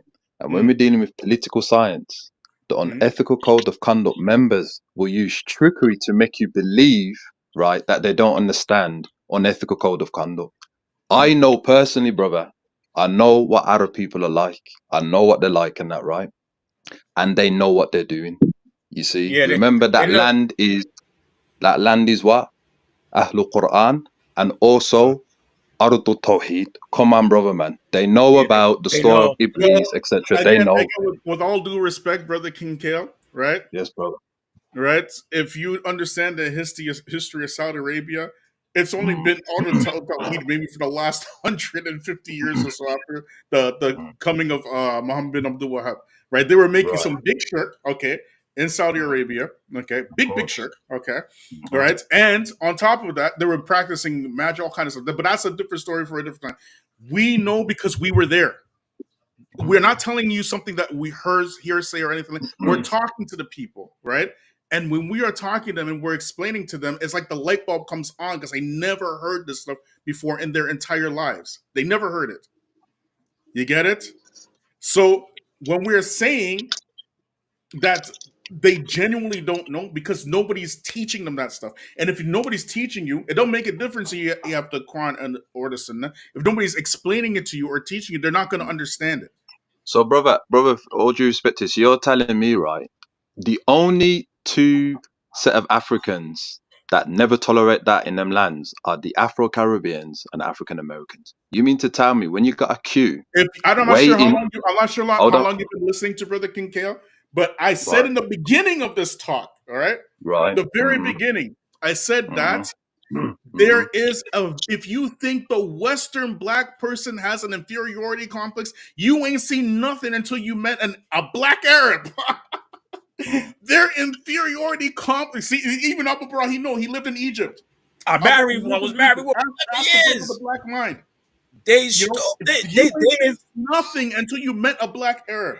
No, but yeah. brother, They're what I'm saying insane. is, It's brother, Audrey, what I'm saying is, you mean to tell me that when they're in a queue and they're pushing the queue, brother, in front of you, are you trying to tell me that they do not understand that by pushing and overseeding someone who's in the queue with you, that's wrong? You're trying to tell me that they don't understand that, brother? what do you mean in Nah, the queue? Like in the lines? Okay, Like so lining up? you go into the Yeah, supermarket or you go into the yeah. Bakalia and you're gonna Yeah, they buy something. definitely don't understand that. They don't You're know trying to I'm not tell me, going brother, online. they do not understand them things there, I've been brother. to Yemen. I've been to Saudi Arabia. I've been to Morocco. Right? They don't know nothing about no lining up. yeah. Egypt I heard They too. you. don't. None Yeah, of I them. disagree Yeah, with that, brother. I You know, I can know, I That's disagree. the know, I that's know the You you can worst be speak part. That's the wrong, worst but right you disagree. there. can't I disagree. disagree. to be honest, King Go ahead, to be brother honest, Black Pine. King Go ahead. right now there is a transition. This is a more recent thing. There is a transition now, so I see what you're Yeah. referring to. But it started a few years ago, and actually, I was one of the people that started that conversation because I have no patience, and if I do, I don't let people know because they just take advantage. And one day, somebody was, got in line in front of me. Now, his issue was he didn't realize that I was waiting to buy something. He really was mindlessly doing it. But I stopped him and I said, "Excuse me, sir. I was here first." And he said, "Oh, my lesh, my lesh." He was actually nice about it. But the employee tried to take him first. And he said, "Well, the guy," and he pointed at me and said, "No, he was here first." And then I thanked him. Later on, I went to the employee and I said, and I cursed him. I said, "Why the hell did you do that, man? Why would you go?" Yeah, I think Black Mind, we lost him for a second, but Yeah, the thing you is a cut. cultural thing, right? It's a cultural thing. Even with me, like, you know how many times I'm losing my mind, I'm trying to go to the bank, and then people are like squeezing, trying to man. And no But also know how to get. and it's not just Arabs, it's Yeah, Bengalis, Ali's about to say yeah. It's it's all of them. everybody. Yeah, No, but that, brother, you see, you're missing it, brother. They all believe, brother. You see, because when we're dealing with the Asian people, brother, remember, mhm. right, how they view Akala. Remember how they view black people, the Sudras and the Dalits underneath them. You see, brother, the caste system. You see, we got all the proof and evidence, and they all believe, brother, that black people supposed to be underneath them, and that's what I'm saying. I know Arab people, bro. It's no, I know them, they're brother. not cutting the line because you're black. They're cutting the line because they're cutting the Brother, line. That's their It's a culture. culture. It's a nah, culture It's thing. brother, their man. And culture. Nah, they They do do it it to to each other. everybody. They do it to They each brother, do it to other. each other. It has nothing to do with brother, no black, right? If it was brother. black, believe me, I'd be the first one to say it. Trust me. You watch the And features 1, 2 times, you know I'm gonna say it. and King L, I have done it to them too. Mhm. I go cut the line in front of them and everything. In the neighborhoods, like I live, Yeah. or Bengali, Mhm. they don't get. I walk right in front of them because they do it, and then they don't argue with me. They don't argue with me. I'll cut right in front of them.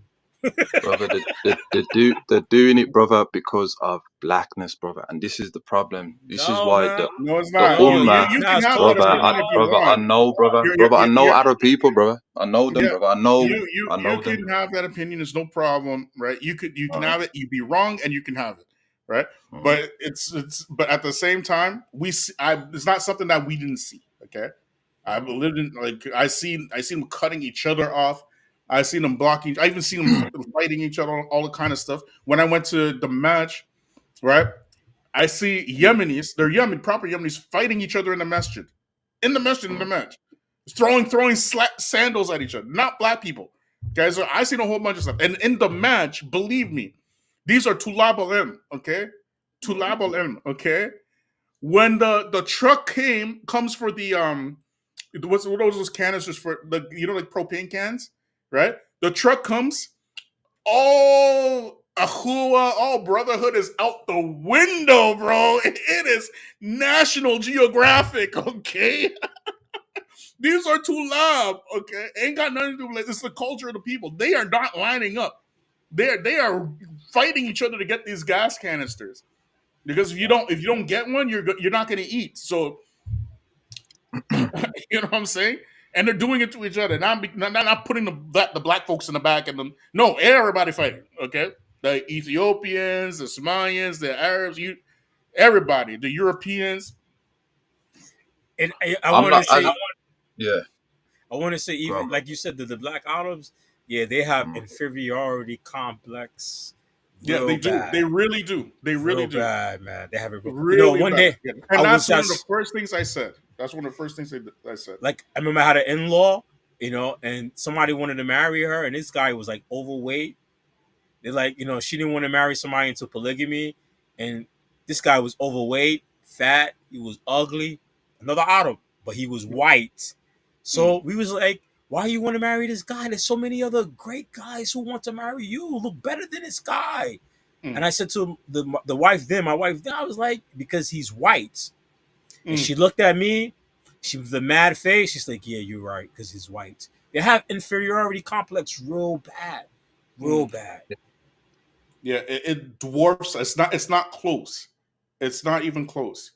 And part of the That problem, in my opinion, the reason why they have an inferiority complex is because they never dealt with the issue of racism. They just tolerating it for generations after generation after generation.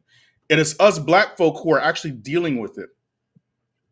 It's I a have to different. I have and to then disagree with that, brother. and then the Arab mentality. Oh Mm. man, anybody go to the Middle East, you gotta educate them on the Arab mentality. Mm. That's they have the Arab mentality is hard to deal with. Yeah. It's hard to deal with. Impossible. Yeah. If you look at, for example, even over here, like when, for example, for when Mm. Africans, you ask the Africans that come to the West, right? When they're just coming straight from the West, that's when they just discover when they're black. And if you look at the Somali community in Mm. general, right? You have like I said this before. Somalians are kind of people of extremes. They're not people like who are in the middle most of the time. They're always extreme. They're either extremely religious or extremely bad, right? Or they do things. They don't really do things like in kind of like mutawasid. You know what I mean? So now Yeah. you have in the Somali community, you have folks that they understand that they're black because they come here. They understand that they're black, and then you have Somalians. What are they saying? What are they saying? Abu Bakr, what are they saying? Girard, what's the word? But Girard, Jarir. huh? Jareer. Jarir, Jarir. Yeah, Jarir. that's the word. What? There's a faction of Somalians. They talking about. I'm not black. I'm Somali. Even entire YouTube channels trying to prove to the world how Somalis are not black. They're Somali. Whole YouTube channels, websites, you name it. TikTok channels. It's just crazy. And why are they doing that? Why are they doing that? It's because these people, they have long lineages, right? Mm. Racism itself is in as a fairly in the history of the world, it's a fairly new social construct. Racism has been, if you look at the entire history of the world, racism has been around for about 500 years, right? More or Mm. less. Okay, as a social construct, right? They themselves, even though that they are colonized people, whatnot, they don't see their colonizer, and they don't peep game. You get me? So they think they're better than everybody else because they have this long lineage, right? And they're Semitic people, and they have they consider themselves Arabs and all kind of stuff, right? And they think they're better than everybody else, right? A portion. I'm not saying all of them, like as speaking generally, right? So when we say that they don't know, we really mean that they don't have a clue. They're clueless. Brother Black Mind, go ahead. Well, I'm sorry about the interruption earlier, but the internet at the compound sucks. But yeah, the Somalis recently have begun to start calling out Arabs and state that they don't accept being called Arabs. Recently, they've begun to start doing that. Yeah, Yeah. that's fairly new. Yeah. The even the elders, I was kind of shocked, but even the elders, I mean, I saw my mother and my sister-in-law, and they heard me say Black Power to my wife, and they responded. So they were actually kind of happy to hear it. And so sometimes Somalis might see my wife and me together, and they think we're an interracial couple. We are intercultural, but no, I'm still counted as black. And so sometimes I tell them, well, no, we're the same race, but different countries, different languages. Yeah. and so some of them will ask, "Oh, okay." And so now when I speak, they realize, okay, this is an African American. So they realize that what I'm saying is, no, we're both black, different cultures, and they haven't protested or anything of that nature. Because see, if they say they're not black and then they see me, they're going to say to me, "No, you're not black either." And there was Yes, one yes, guy. and that's There another was. thing. Sorry to cut you off, but that's another thing, brother Kincaid, is that Mm. Arabs, if they see brother like Black Mind because he's real light skinned, right? They're gonna Oh, say, you the king. You the king. Even amongst the Arabs, are gonna respect yeah, you. yeah. They won't consider him black, even though he's black, but he's light skinned. People like Doctor Tahir Wyatt, Yeah, they see Sheikh them as Tahir Yeah. Wyatt, white. they won't consider him Yeah. black. They will say Mhm. that he's not black. He's black. We know he's black. Okay, He's we more. know. He's more of that. He's more of the Asmar Hinti. That kind of Yeah, thing. yeah, you Right, get right, me, right, right, right, right? right, right. Yeah. Right. Yeah. If you look at South Africa now, Mm. in South Africa, is Abdullah Hakim Quick? Is he black in South Africa? He'll be classed as unfortunately coloured, even though Yes, he's yes. But for African. them, Yeah. if you Yeah. call him black, the Mm. all black people colored, they would be completely insulted. It's like a diss. You get me? Mm. Right? So if there's some cultural differences. You High get me? yellow, So somebody said that's in the what we're comments. saying. The culture is different. They don't have a culture of fighting racism. They don't have that. They're Arabs. I have to disagree with that. With Somali You people, can remember, disagree, but I remember, was there for but 9 years. They don't have a culture of fighting racism. You can who disagree. who the Somalis? The Neither Somalis. do Somalis. They don't have a culture Yes, of they fighting do. racism. Yes, they No, they do. do not. Well, They absolutely do Som- not. Brother Okay? Feachaz, Somalia has a Pan-Africanist legacy. Rashid Abdul Shuramek, who led the Somali youth, right, who organized the Kikuyu tribe in Kenya, etc. They definitely have Pan-Africanist revolution thing. There was a king called Yusuf ibn Kikuyus are Ahmed. in Kenya. I know, but he The- from Somalia united the Kenyans and Somalians against a common enemy. They definitely know about revolutionary thing. As I said, Yusuf Right, ibn but is that Ahmed. Hold on, was brother, that brother. because All they due were respect to black you, brother. All due Africans? Is that respect to you, brother. Yusuf ibn Ahmed, right, who went into Oman and wiped out the Arabs and rescued the Bantus. They have a very revolutionary background. So just want to clip bro? that I'm there. not disputing the to be revolutionary fair, King background. Hill, What I have Yeah. said, and I say it again. I'm gonna say it one more again. Oh, They don't have all right. any history of Mhm. combating racism, and I will stay on that. And They it do is though. They not do, up to brother. me. It's not They up to do. me. Like you have to show me where is their history of fighting I've just told you, brother. They have. I've just told you. just Yusuf ibn because Ahmed. these two people Right. united, the Kikuyu Right. and the Somalis, they united to fight a colonizer, Brother. does not Right. mean that they are fighting white supremacy. So the Algerians that went in the Battle of the Algiers, right, when they were fighting Right. the French, Mhm. right, are Mhm. they fighting them because they are colonizers, or are they fighting them because they're white supremacists? Which one is it? Well, colonizer and white supremacy is synonymous, brother. You No, it's see, not. it, No, it's not. yes, it is, brother. Because No, it's when not. they colonized France, what did they do, brother? They I will say practiced racial whitening. colonization is a Right. form of white Mhm. supremacy. Yes, yes, it is. It Mhm. absolutely is a type of white supremacy. But we know very well that white supremacy necessitates literature, propaganda, teaching in school. It's not just the colony itself. You get me? They are seeing an intruder coming. They're fighting the intruder. You get me? They're not fighting the ideology of white supremacy. They're fighting the intrusion into their country from some foreign power. It could have been anybody, but they're fighting the intruder. Go ahead, brother Blackmon. Well, to be fair to King Kale, I was told by an elder Somali that Somalia had both segments, that they had, that the society has those who say we're not black. They would say that they came from Oman. They don't realize that the first Omanis had to started off as black. Then he said there are others who say that no, they came from us. We didn't come from them. They came from us. That's why they look the way they do. And that there's also been a Pan-African or a revolutionary contingent amongst them as well. So it's their society has been a spectrum. And if you look at the coastline of the country, it's the longest coastline in Africa. So it makes sense because the population is not only, I don't know how many people live in Somalia, but if you look at the geographical area, they're widespread. And so their cultures do tend to be very different one from another. And the South doesn't even know everything about the North. Like you got these people called Red Harma that live in Mogadishu, and Yeah. they resemble me. I resemble them. And people like other Somalis will see them and say, "Where did you learn our language?" And they're like, "We're from Mogadishu."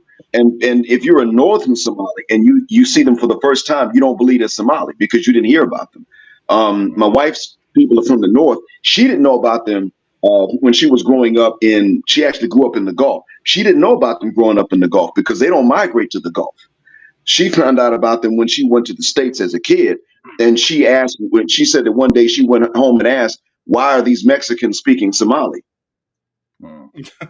She was, and so they Somalia probably has all of these things, Wow, and Yeah, that's that's why but crazy. but yeah, we but have this brother, debate. when we're dealing with Northeast Africa, you know, brother, remember to be Arab, if you don't look like the Eritrea, the Somalis, the Ethiopian, you're not an Arab. You see what I'm saying, brother? Remember all that region there, you know, the Tigray rivers, Euphrates rivers, all that there borders Africa. You see, remember Yeah, the Quraysh, brother, the majority, because when we're dealing with Umar ibn Khattab, right, Ratan anhu, he was what? Three quarters Ethiopian and a quarter Croatian. The majority of the Arabs, and I know this very well, they have that admixture, brother. So I can understand why they're saying the Arabs came from them, which is true. You see, because when we're yeah. dealing with the Nile Valley, remember the Nile Valley of the original Arabs all settled in the south of Jordan. You see, this is where you get the likes of Gindibu in the 18th century BC. That's the first of the Afro Arabs that went into Syria, but Jordan and all that there, that's where they're all inhabited. So he's right about that. You know what I A mean? real quick Go ahead, question. Abu Barak. Go ahead, Abu Barak. Black Mind Jet. You know, even you privileged because you light skin. I was trying to say that for a while because when you see he was working in Saudi, I was gonna ask you, do you notice like when you find Americans or British or Canadians that are black and one's light Oh, skin, they go oh, for the job and the light skin one get the job and the dark skin one don't get the job. I didn't keep come talking, across y'all. We got that, a little legend coming in. but to tell the truth, when to tell the truth, I don't let folks here not know that I'm black. I don't allow it past They about 15 minutes of news, and but when you in most go, cases, unless but I'm listen, seeking the for information. outer people, but outer people are not stupid. Trust me. You don't have to say it to them. They look at you, even Yeah, you go for a job. They look at you, you light skinned, they know you're American. They know you're not Caucasian. They see you light skinned. I'll, Then another guy they okay, hiring, he's I'll answer black. you. Oh, it's business, but it's business with them. Because when the students' Um, parents come and they see some of the teachers light skinned, all of them not black Americans or black dark skinned Canadians or from UK, they want to hire a lot of light skinned or whites or light skinned I'm foreigner trying. teachers. Okay, what they do here is this, and this is where it gets nuanced. The truth is that and exonerate Saudis when they're guilty, but the Saudis don't really view it like that. It's not the Saudis that do that, actually. I've had one Jordanian ask me if when I was leaving a particular job, he asked me if I knew a white American. And I said to him, "Sir, you just picked the wrong one question." And he said to me, "What do you know, Winnie?" And I told him, "Did you never realize that I'm black?" And he said, I know. You say you're black, but no, I am black. And after my history with white folks in America, which is why I left there, you think I'm going to go and pick one out of them out to give this job to? Listen, sir, I know people that speak English fluently. I know that. But I'm not going to go and seek out a white guy to get his job to, sir. We and they are not friends. That's not how this works. So you want a fluent English speaker? Yeah, I can find that. But now, who told you to ask? I put him in the spot and I said, "Who told you to ask this question?" And he said, "Well, the students." And I knew he was lying, and I caught him in a lie later on. I So went so to the black students and said, so "I'm black just I'm mind just jet. answering the question. I It's will not give the you. I'm gonna Saudis give that you. are looking I'm gonna give for." you another one because Africans do it too. I'm light skinned. You know, when I married Egyptian, was easy for me. I married a black Egyptian, dark skinned Arab, right? That was easy, man, for me. Sometimes see another American or from Britain or UK trying to marry the Arab, and he's dark skinned and black. Oh man, I got a friend of mine right now. He's older school brother, dark skinned black. He like James Brown, look just like James Brown. and they went to get married in Morocco. And we have our counterpart. He lighter than me because his father is Spanish and his mother's Black American.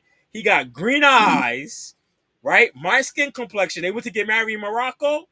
My man said they told him because he was dark skinned, not knowing that he's the one who was rich with all the money.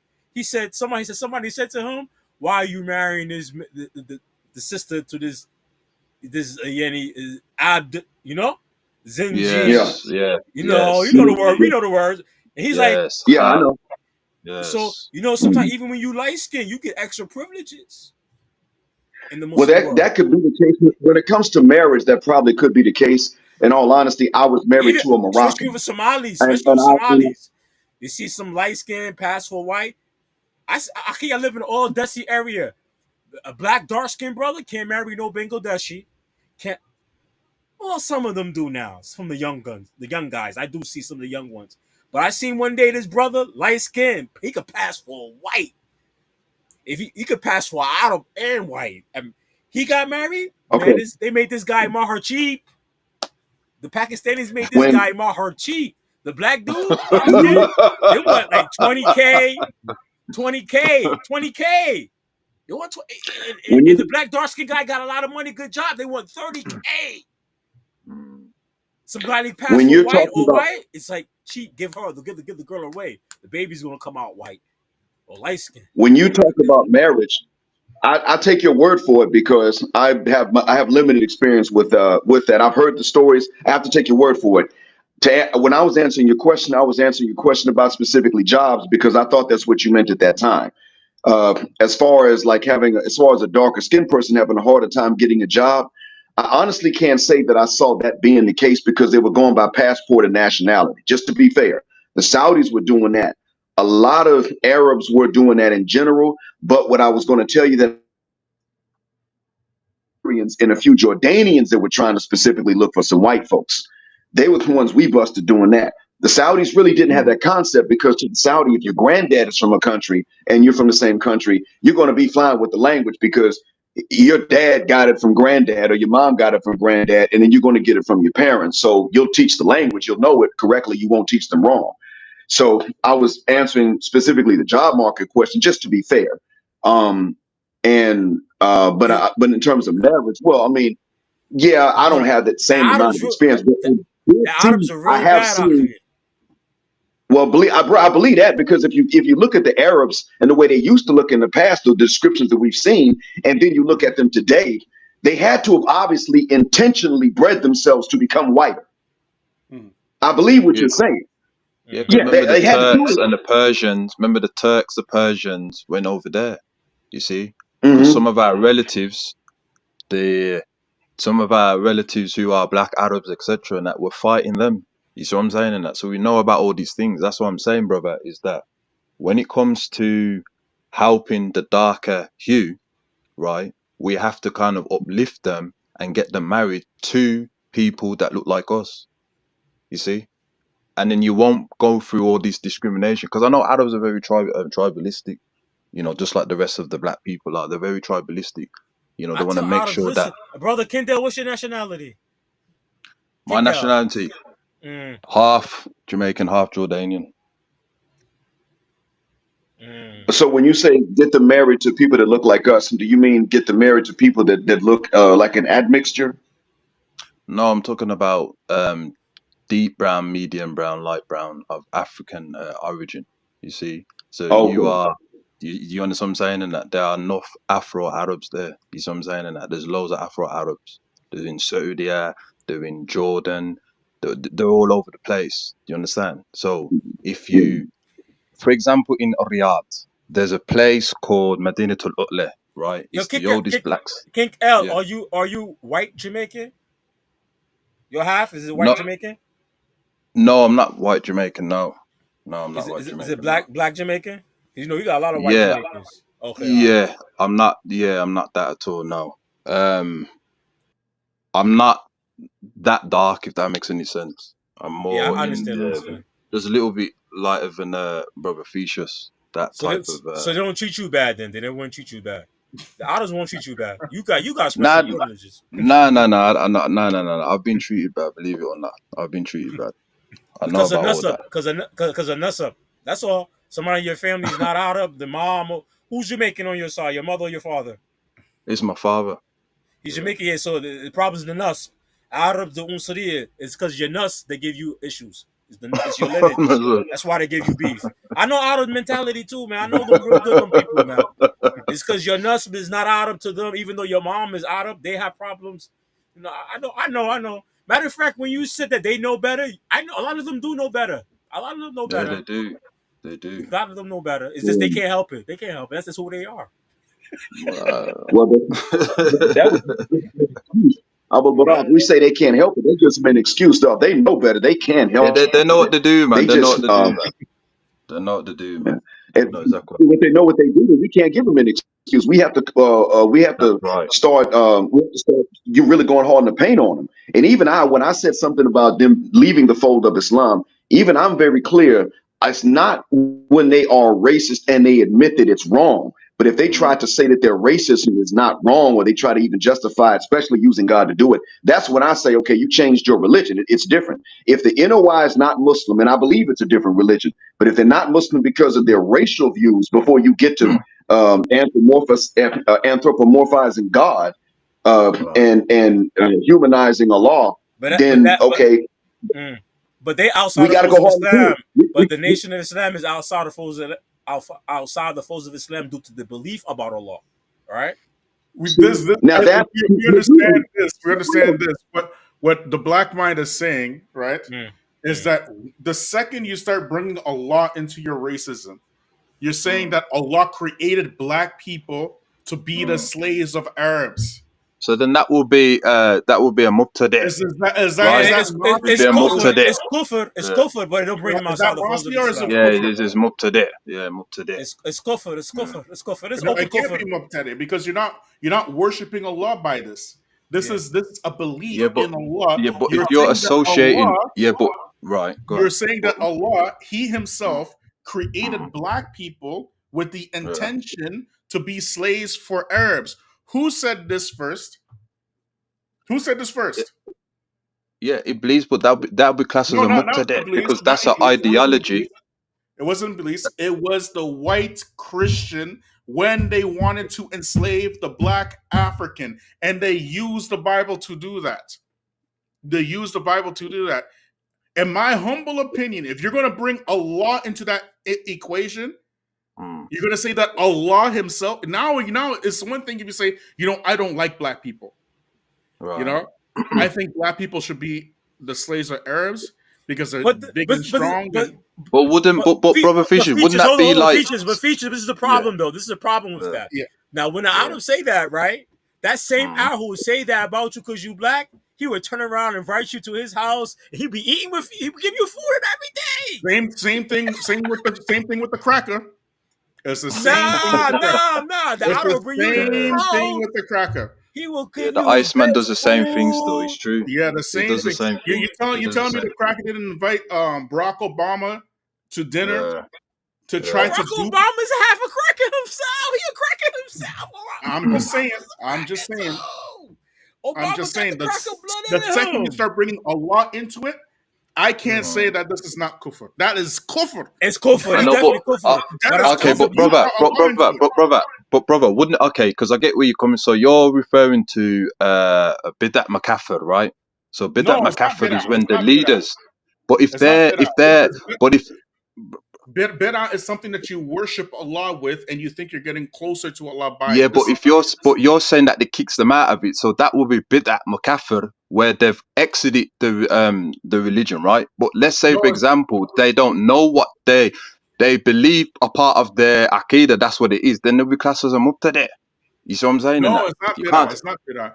Bid'ah mukaffara is like when you're trying to worship Allah, but you go to the Sufi saint's grave, and you say to the Sufi saints, oh Sufi saint in the grave, whatever. That's bid'ah mukaffara, right? You're making an act of worship, trying to get close to Allah, and the act of worship you're doing is actual kufr. It's different misbelief.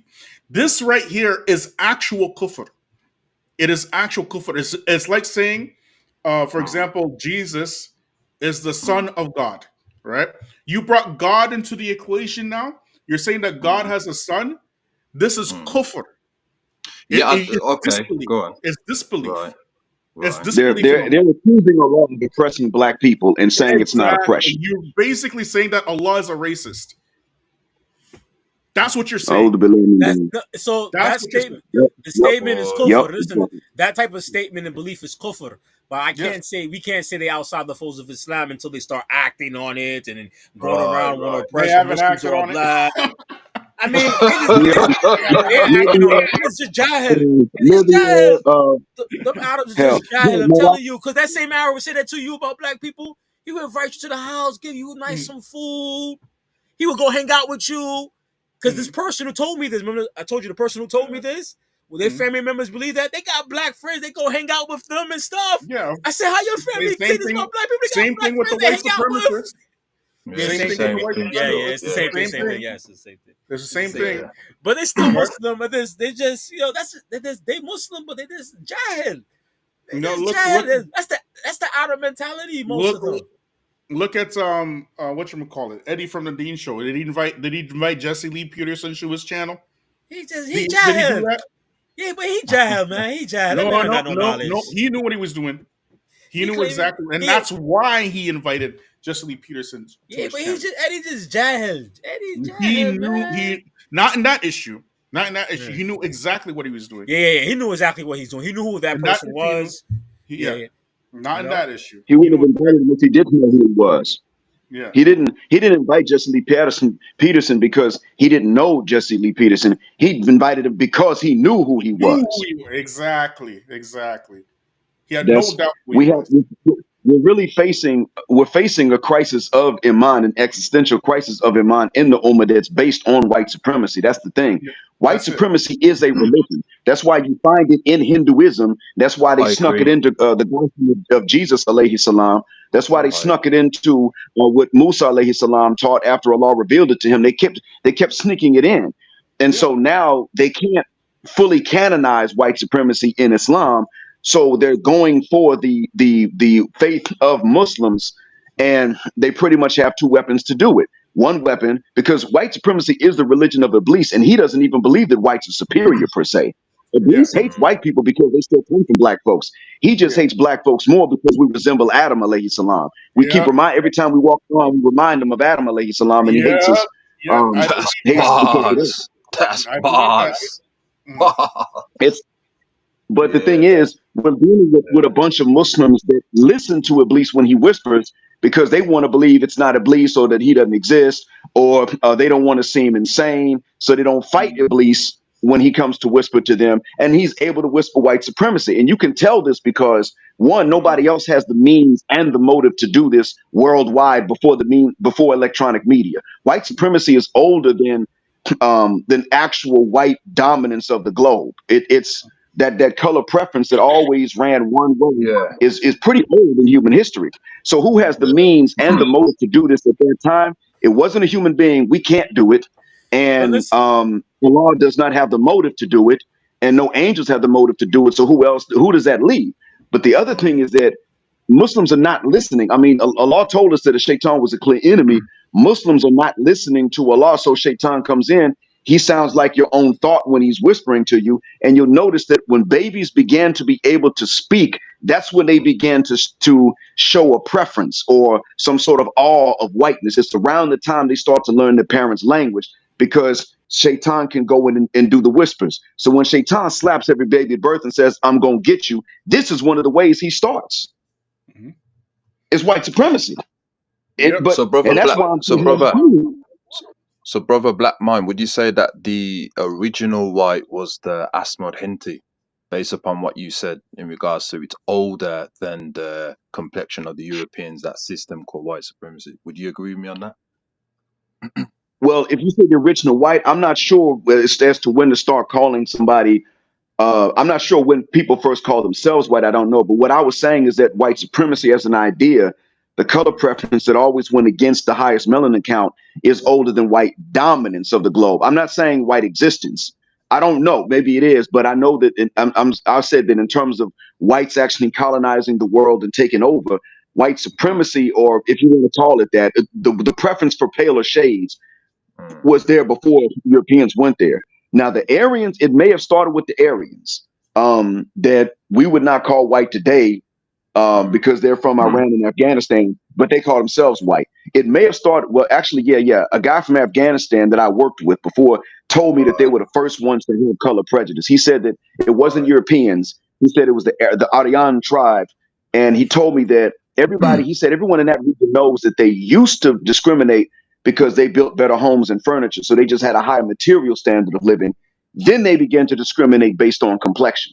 And some of them went into India and conquered it, especially the north. And so they brought the idea with them, and then they codified it into Hinduism, because when the Aryan men and local women couldn't keep their hands off each other, they realized that when they mixed, they disappeared. They didn't wipe out the genes for dark skin and dark hair. They realized they vanished. Their population got darker. It wasn't they didn't see it as a local population getting lighter. So then they codified it into Hinduism and the caste system, so that the mixing would stop where it was and they would not vanish completely. That's how the guy from Afghanistan explained it to me, and I don't have any reason to doubt him. He doesn't just lie. He's right, So because remember the Arabs were very they used to praise their black complexion. You see, and when they would use the word abyad, it was always used to a light-skinned black man. You see, so we know already that the influence of the Turks and the Persians engineered that whiteness thing. Because in amongst the Quraysh, that the Romans were there. You see what I'm saying? And a little bit of that colorism was starting to come into the Quraysh, a little bit of it. But generally, as you know, Arabs, they admired their black complexion. But one thing, Kinkel, the Arabs that are during the time of the Prophet Sallallahu, right, and you can find in many authentic hadith, they didn't see themselves as the white Europeans, even though they didn't say they were white. Even when they had what we would consider to be as white, the Arab that's white, they didn't see themselves as white, because even in the Arabic language, which you can see in the hadith, when they describe the Romans, the Byzantines, the Romans, they call them a totally different color. Yeah, like Homer and Ashkur. Yeah, there we go. Homer. That's right. Yeah, that's right. Yeah. And then the Arabs, they look who were white. They see themselves as they had another color for them, even though they was white. Yeah, you gotta understand. Yeah, you gotta understand that race as a social construct, as I mentioned before, is relatively new, right? It's not ancient, right? When back the ancient times, people were describing shades, like what we would call now colorism. You get me? That's what they were describing, and that's where you get. That's why I said in the beginning. I'm not sure how long you're watching. Like you look at the Hindu caste system, you could say that as a primer for racism, right? It's not racism, but as the brother Black Mind he mentioned, right, the caste system was basically categorizing different types of colors of people, right? And the darker you were, the you were untouchable. The lighter you were, you're considered a Brahmins, the priest, right? That's right. Right. So this is a primer, right? And really, this type of colorism, right? It spread from that region it went from east to west. You get me? And then other people started practicing this type of colorism. But race as a social construct, right? When the Prophet says something, he's talking about there's no superiority of the white over the black or the Arab or non-Arab. He's talking in the context of prejudice. He's talking in the context. This is what you have to understand. He's not talking in the context of race. He's talking in the context of prejudice. Why is this important? Because if he's talking in the context of prejudice, and prejudice is such an evil thing, right, in Islam, then how much worse is racism? You get me? Racism is many times worse. That's deep. Many times worse, right? And the people who invented race, they are the ones who came up with all of these phenotypic types and phenotype and whatever, and classification, all the kinds. They invented this. Anthropology. How many sciences came because of racism, because of white supremacy? Anthropology, criminology, whatchamacallit, evolution, right? How many scientists came directly trying to prove that white people are superior to everybody else? Yeah, that's true. You Yeah. get me? Mm. Go ahead, brother Abu Bara. You know, the Arab of today, when you look at the Arabs of today, right, and I look at some of the social constructions they are trying to do amongst the Arab League or the Arab countries in general, it seems like they are trying to improve themselves. I'm talking about from the government stance, like education, business, or the economy, and they are actually doing good for themselves, right? And even when I look, like for example, you brother Black Mind, you working in Saudi, and they do what they have to do, right, to educate their people and things like this. I think we need to start looking at what we need to do now, because Yep. everybody's handling their business. The Yep. Arabs, they handling their business. Mm. And the end of the day, to improve their societies and their government and their people. So we need to also, as Muslims, look at other governments, Muslim governments, despite their race, and see how they're doing their best to improve their societies, and take these things and use it to improve our people. Yeah, and that's what I mentioned earlier, that Right. for black folk, especially, and more so for the black Muslim more than anybody else, right? There has to be a level of accountability and responsibility in order to get us out of the situation. And why is it more so for the black Muslim? Because the black Muslim understands that success does not come without Allah. The black Muslim understands this, and the black Muslim has to take the position of what Allah says in the Quran, the Khalifa, the vicegerent, the arbiter of his people.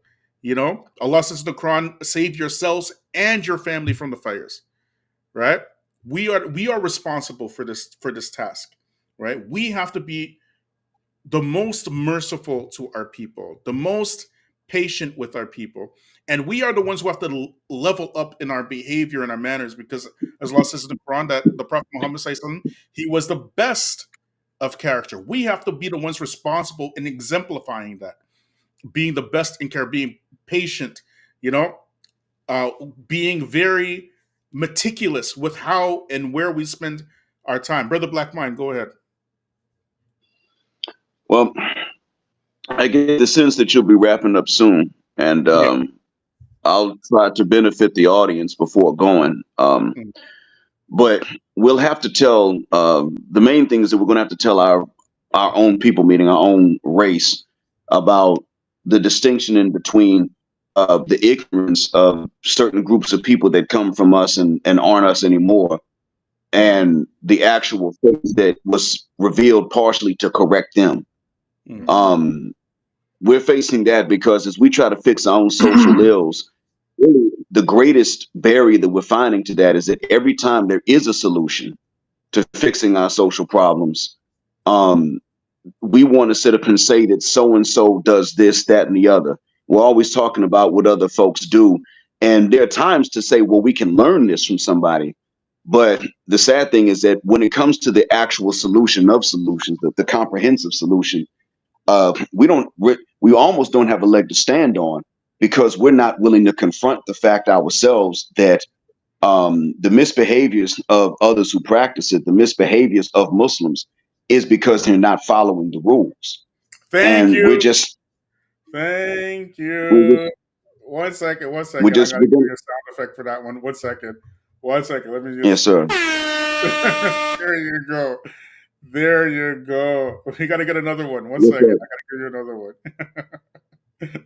What sound effect was it? I can't hear it on my end. I gave you an air horn and I gave you some fireworks. I said, go ahead. This is Islam is for everybody, bro. Islam is not just for the Arab and for the Pakistani. Islam is for us too. if we just had a little bit of backbone and use the Quran and the Sunnah to put these people in their place, they have no choice but to listen. They can put up or shut up, and that's it. That's it. We don't have to go around chasing other people for their brotherhood or for their love. Go ahead, brother Blackline. Go ahead. So well, in a nutshell, that was about it. I think you summarized it.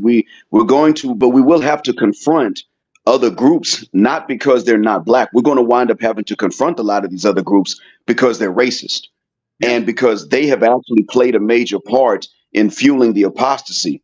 And I'm not saying that there's not a flip side of the coin. I mean, apostasy usually does come with you want to drink, you want to go to the club, you don't want to wake up early, things like that. But the fuel for it, because that side of the coin exists for people in general, but the fuel for black apostasy is, generally speaking, not only that they've acted the way they've acted, but it's also that we are not correcting them, getting in their face and telling them, listen, we Yes. see this medicine and you're over here messing the medicine up when we're trying to give it to our people.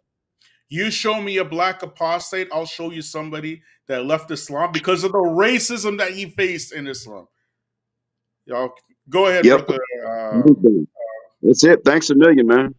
Hayakum, no, thank you, brother. I really enjoyed you coming. You blessed us with your presence. If you haven't subscribed to the Brother Black Minds channel, go and subscribe now.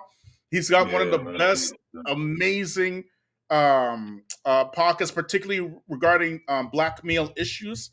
Right, his points are just on point every single time. Subscribe to the Black Mind. Jazakallah khair, Brother Black Mind. Brother King Kale, go ahead.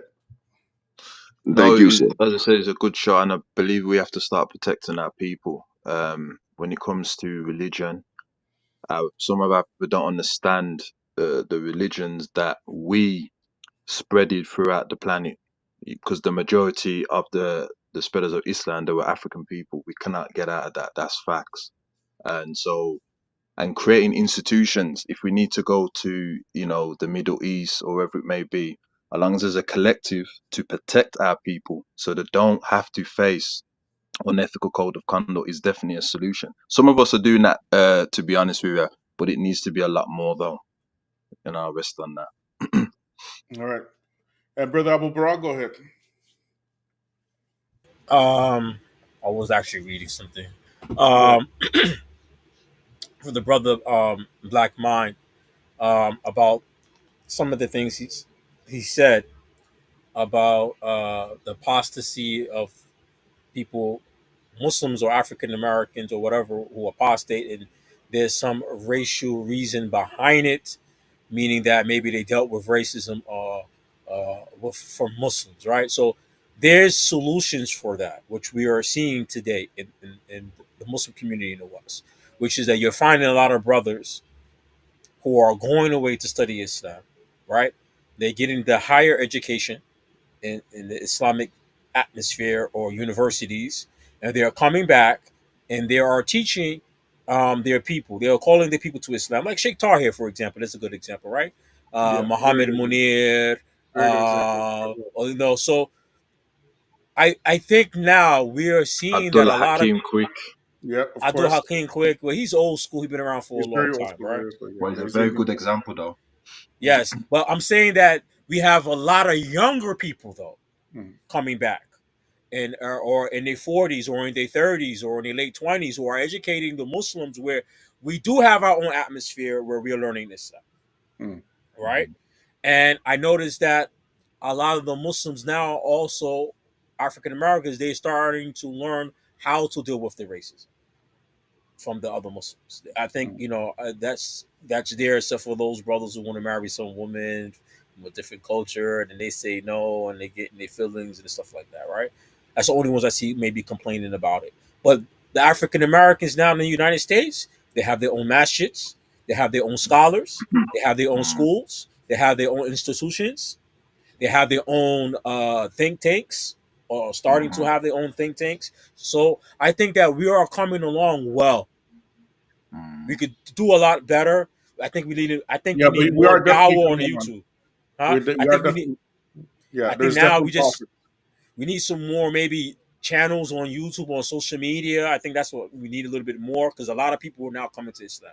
I just gave somebody shahada from online maybe like 2-3 weeks ago. Actually, Mashallah. somebody contacted me yesterday from about they want to learn about Islam. I mean, I'm seeing it a lot right now. Some of it has to do with what's going on in Palestine. People are interested, but I'm seeing a lot of blacks and Latinos interested about Islam and becoming Muslim. Right? So I think channels like this, it's very good for people like us who've been around, who's older, who we've been Muslim for, like, I've been Muslim for more than 20 years now, right? We could chit chat and talk about these things, right? And because the racism and stuff, but I do see a lot of things coming out good for the African American Muslim. Right? I do see a lot of prosperous things. When I see the people like Sheikh Tahir, Muhammad Munir, it gives us big hope. It gives us big hope, man. One day I was watching Muhammad Munir and he was talking about, he wants to make like a think tank with the Muslims, the Tulab to deal with African American social issues. A good 10 years old, a good 10 years ago in the Salafi community, you couldn't say that. You couldn't say that. You couldn't say nothing like say that. His name again. Say his name again, please. Mufti. My name is Muhammad Munir. Yeah. Okay, Mufti Muhammad Munir. Thank you. I want to make sure I got the name down because I have to look into him. Now that I know we said that, I got to look into him because that means he's not going to ignore our issues for in the name of knowledge. So that is a big distinction. And actually, it absolutely is. People don't know that Mufti is actually like third generation Muslim. He's third generation Muslim from Philly. Yeah. People don't know that. He's like a third generation Muslim. He's a convert, but he's third generation Muslim. Yeah, he's a third generation Muslim. Yeah. There's a lot of hope now. It's not like before, right? It's like what Abu Baraz said 10 years ago. You couldn't say that. Remember when Sheikh Tahir he got invited to the Nation of Islam podcast or whatever they were doing, the radio show, and he got wrecked. Like everybody was just wrecking him online, right? But now it's a new day. It's a different day. And alhamdulillah, thank Allah for the Black Muslim grassroots because, alhamdulillah, I believe that we are, making a difference. I believe that, So like you have now Akil Ingram, you have Sheikh Tahir, you have Mufti Munir, many people just coming up. You got Shadid Muhammad as well. Yeah, Shadid Muhammad. Shadid Muhammad. He was always on it, but he never got support. Now it's a new day. It's a new day now. It's a new day. Channels like this, for those of you who don't know Brother King Kale, I hope you don't mind me putting you out there. But Brother King Kale, he's a Pan-Africanist. He's not Muslim, right? He's Pan-Africanist, right? But inshallah, we hope the brother, of course we want good for you. We want you to come to Islam. You know that, Brother King Kale. You know that, right? You know that. You got to know that, right? Yeah. But he loves his people, right? And we want you to know that there are Muslims that stand up for Black folk. There are Muslims, and they're right here, right? And as I mentioned before in the beginning of this podcast, the excuse, the range for excuse for Black Muslims is getting smaller and smaller and smaller. It's now time to show and prove, right? So I thank Abu Bara for mentioning that. I thank the Brother King Kale for popping up. It's a pleasure for having you on. And of course, Brother Black Mind, it's a big pleasure for having you on as well. And thank you for having me. These types of channels, Brother Feachaz, brings hope. Because I said, already, and that the Black, we've suffered so much, brother, and the religion can be proper. So the fact that you brothers are uncode as well, right? Yeah. Uncode, you're following, because I know that it seems like all of you are Salafiyin, and then you're uncode as well. Yeah. You don't understand how that doesn't mean to me, and that. You see, that reminds me of Garvey, when Garvey balanced Christianity and his people. And I'm not saying that you're Christian, but what I'm saying is it's very important you do this, man. It's very, very important. I can't emphasize it more. Very important. Yeah. The difference, King Kale, is that... go ahead, Brother Black Man. Go ahead. The difference, King Kale, is that they were able to sneak white supremacy into a Christianity to where nobody could understand the difference between them anymore. But the truth is that in Islam, we are actually required to be against oppressors It's part of it. And it Right. wasn't going to succeed if they were going to try to remove that from the faith. Now, Garvey actually didn't tell a lot of people this, but he got what he got from a Muslim, a Sudanese Egyptian guy, Muhammad Duce Yep. Ali. You may have read about No, him. I'm very Uh, aware. I'm very aware. Yeah, I'm very aware. Yeah, And you're so absolutely it right. was, and Yeah, actually Muhammad Duce Ali, what he was yeah. on is a large part of what we have to do, because he understood, because back then there were more people that knew this consciously, and that is that if you are Muslim, you are against oppression. So Muslims dominating, well, yeah, that's one of my goals, but that's not even about oppression. It's actually against oppression. And so Garvey took that and then brought it into what was left of the gospel of Jesus, alayhi salam. But yeah, I mean, he started with a Muslim because that's where that was the requirement of the Muslim. It's just Muhammad Duce Ali was the one that decided to try to fulfill that requirement. But Garvey had a good nationalistic mindset, brother. What I get from Garvey, you can put in whatever religion. He always understood, nationalize the politics, the economics, and the culture for black people. And that's what we respect Garvey. We don't worship him, but we honor that way of, there's an African, no different than the rest of Alexander Crummell, that can balance the indoctrination and culture. And that's powerful. That's very powerful. Very, very powerful. Yeah, so it's a new day, brother King Kale. It's not like before. Trust me, it's not like before. Right. So anything else, brothers, before I wrap it up here?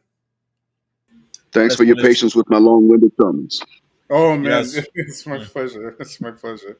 Right. If I offended you, Kinkale, just take my apologies. All love here. We are about mercy and we're about reaching out to our people, and we're not about cutting the ties, the relationship ties with our family. We're not about that at all. Right. We're about reaching out and we're about building. This is what Islam is, when you're worshiping Allah, you have to bring out the best character and the best manners. And sometimes we get emotional, sometimes we yell and whatnot, right? But we're at the end of the day, we're still family. We're still family, right? Abu I always Barak. appreciate your wisdom, brother Feachaz, and the rest of the brothers. The hikmah from you lot, is being, Allah barik fikun. It's phenomenal. And I appreciate the wisdom and the patience that you have. So, everything's cool, man. I mean, Kinkel, can I tell you something real quick? Yes, my brother. Yeah. So I remember when 9/11 happened, right? Mm, And I came, like, I was incarcerated. I came out of prison in 2001, like 3 weeks before 9/11. And I was with a African American imam who was part of the Black Pan African movement. We used to go to a mm, lot of rallies for reparations and things like that. So he was in Harlem, and I was with him. And there was one of the representatives from the Afrocentric community, better to say, mm, um, where we was talking about reparation, but we was talking about what happened in 9/11. And one of the person who was speaking, he was a person who was part of the I could say, yeah, the Black conscious community, who was once mm, Muslim, right? And he left Islam due to some of the beliefs that the Black conscious community have about Islam due to slavery from the Arabs. mm, But that day when we was there, and the mm, imam I was with was actually one of the speakers. When we was there, get to the story into the story. mm, This gentleman who hated Islam, mm, right there on the stage, took his shahada, came back to Islam on his mm, own, because said when 9/11 happened, it opened his eyes, and he seen how the Western world hate Muslims, hate mm, Islam, or lying about Islam, Quran and stuff. And he said even though he left Islam in the past, he knew the things they were saying about Islam is false, and that, mm. he said, returned faith in his heart, and retook his shahada that day on stage. I just wanted to say that story to you. You know what, brother? I will say this to you. I have seen the religion of Islam, especially amongst my family, being practiced very well. I will leave this with you, brother. When Jean-Jacques Dessalines faced Napoleon Bonaparte, the Haitian Revolution, the ancestor unfortunately was defeated with the going by the identity of a Christian due to the fact of what Napoleon Bonaparte said. My thing is, brother, is that in order to maneuver politically, brother, in this time that we live in, Garvey made it perfectly clear that you have to separate your religion from when it comes to political science. And I just want to say that I do not disbelieve in the Most High. I don't disbelieve. However, it's safer, brother, to identify so you don't get manipulated as well as being put down like what Jean-Jacques Dessalines went through with Napoleon Bonaparte. But I do respect what you're saying, brother. And believe you me, I know. Trust me. All right. I'll get the last word because my show. Ain't nobody getting manipulated up in here, King Kale. We are black Muslims. I am a black nationalist. I'm open about it. I ain't got no qualms about that. And I strongly believe you cannot separate the word of Allah from your politics because that is just doing what the devil wants you to do. Right. And having said that,